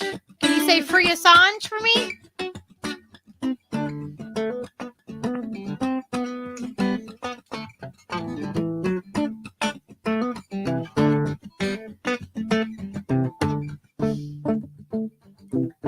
Everybody wants to know where Drew has gone. He left town, but I doubt he's coming back home. Well, Drew had a job, 3 kids, and a lovely wife, Peaches. He's working at the Commerce Bank for the rest of his life. Says nobody left to run with anymore.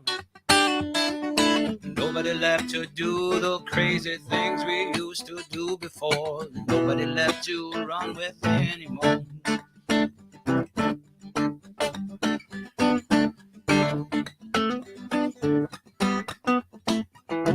Well, I'm gonna hit the road, adios, my friend. So someplace and start all over again. Don't know where I'm going, like a gypsy out on the road. I'll go someplace just to join a traveling show. Said that nobody left to run with anymore.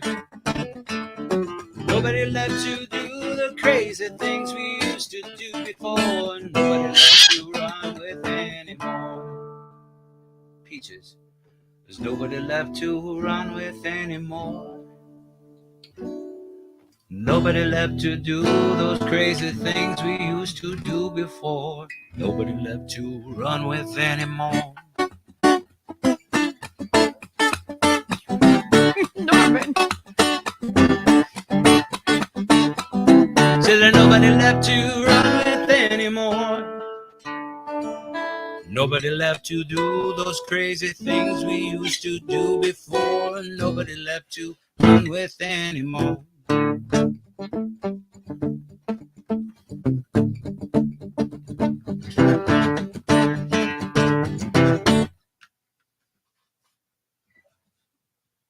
Yeah.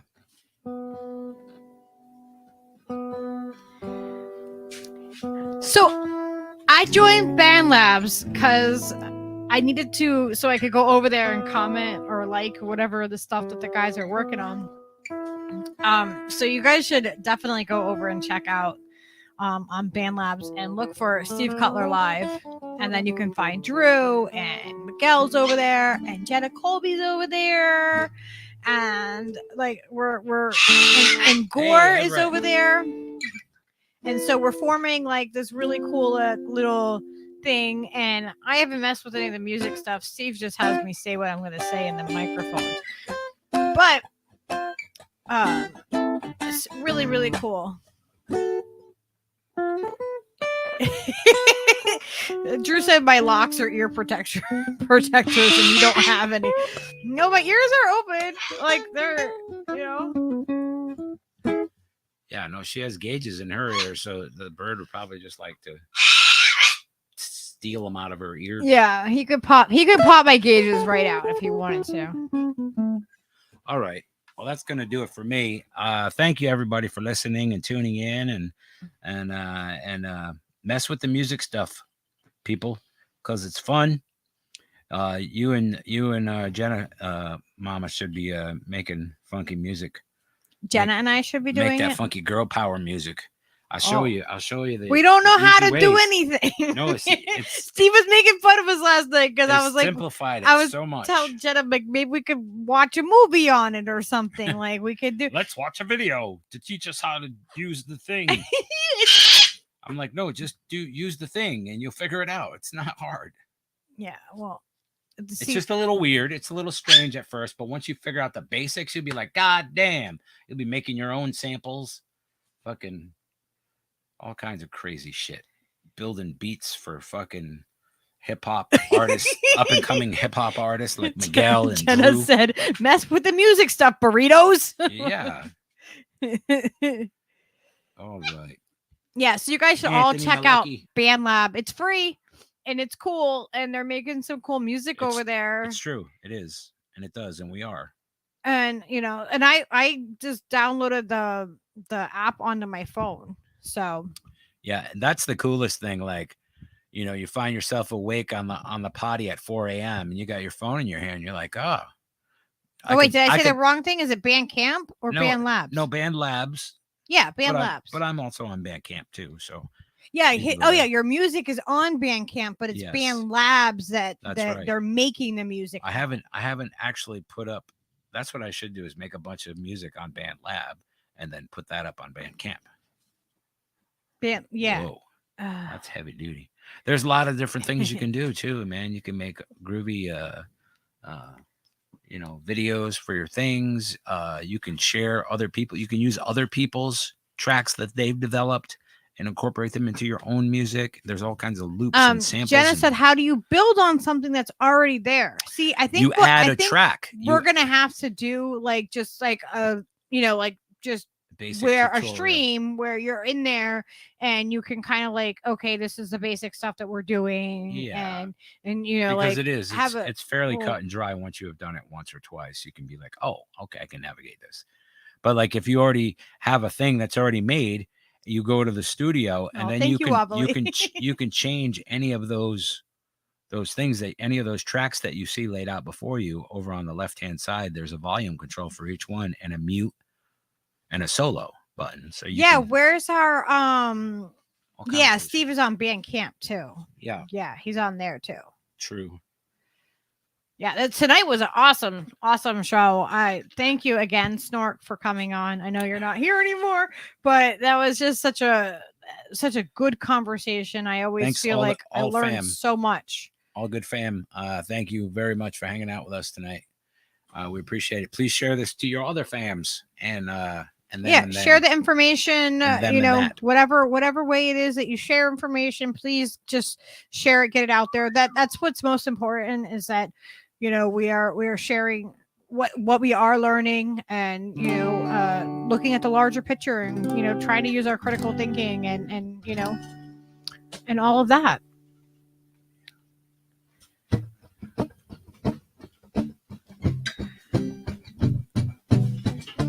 Jesus, bird. The bird's dancing up on his thing. No, I don't wipe with my phone. No, I don't know what you're talking about. Try not to wipe with your phone, everyone, and enjoy the rest of your evening. We love you. Yeah, Drew, you weren't even following Steve until last night, he said. On Bandcamp. On BandLab. On BandLab. I thought that was awesome. He just followed me. That's funny. Oh, Drew. We love you. Happy birthday, fool. Yeah. We're see so glad that every one of you are part of this. And thank you for watching. And Norman says peaches. Stanko for president. Fuck yeah, Norman knows what's up. Yeah, right? I've always said that about Norman. Very intelligent man. Very well articulated opinions about things and stuff. Happy birthday, Drew. And we'll see you all guys next time. Probably tomorrow. Yeah. We'll play some music, and then on Saturday for sure we'll have an open mic. And peace out, everybody. Yes. Okay. Oh no, what are you talking about, Drew? I don't know what he's talking about.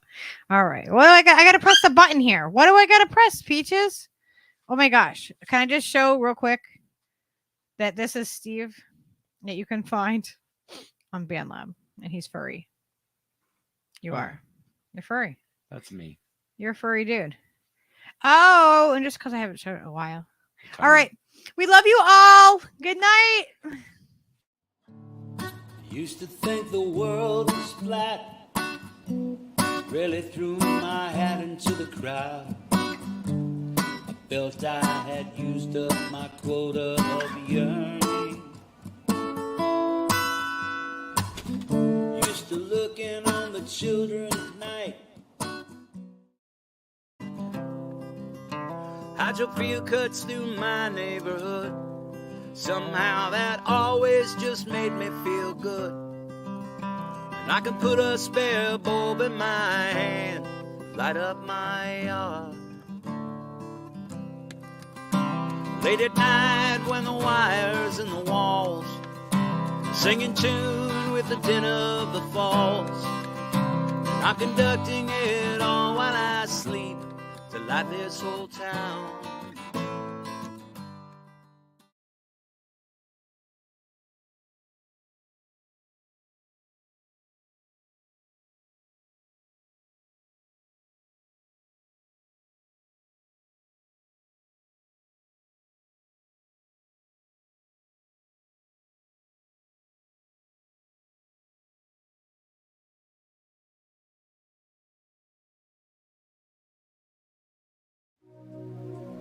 Do you love margarine and polystyrene foam? Move over, Twinkie. This may outlast you in the apocalyptic times. You can rely on old meat butter for your end times. Meat butter. Not to be confused with ham that comes in a can. The best hams don't come in a can, and you need a plan in the apocalyptic times. That's where meat butter shines. Try meat butter from the makers of Spam. Your dog will thank you. Or will they? Meat butter. Meat butter is not for human consumption or animal consumption. Please do not, by any means, feed meat butter to anyone you know or ever will know. Meat butter is very harmful, toxic, and will cause death. Not responsible.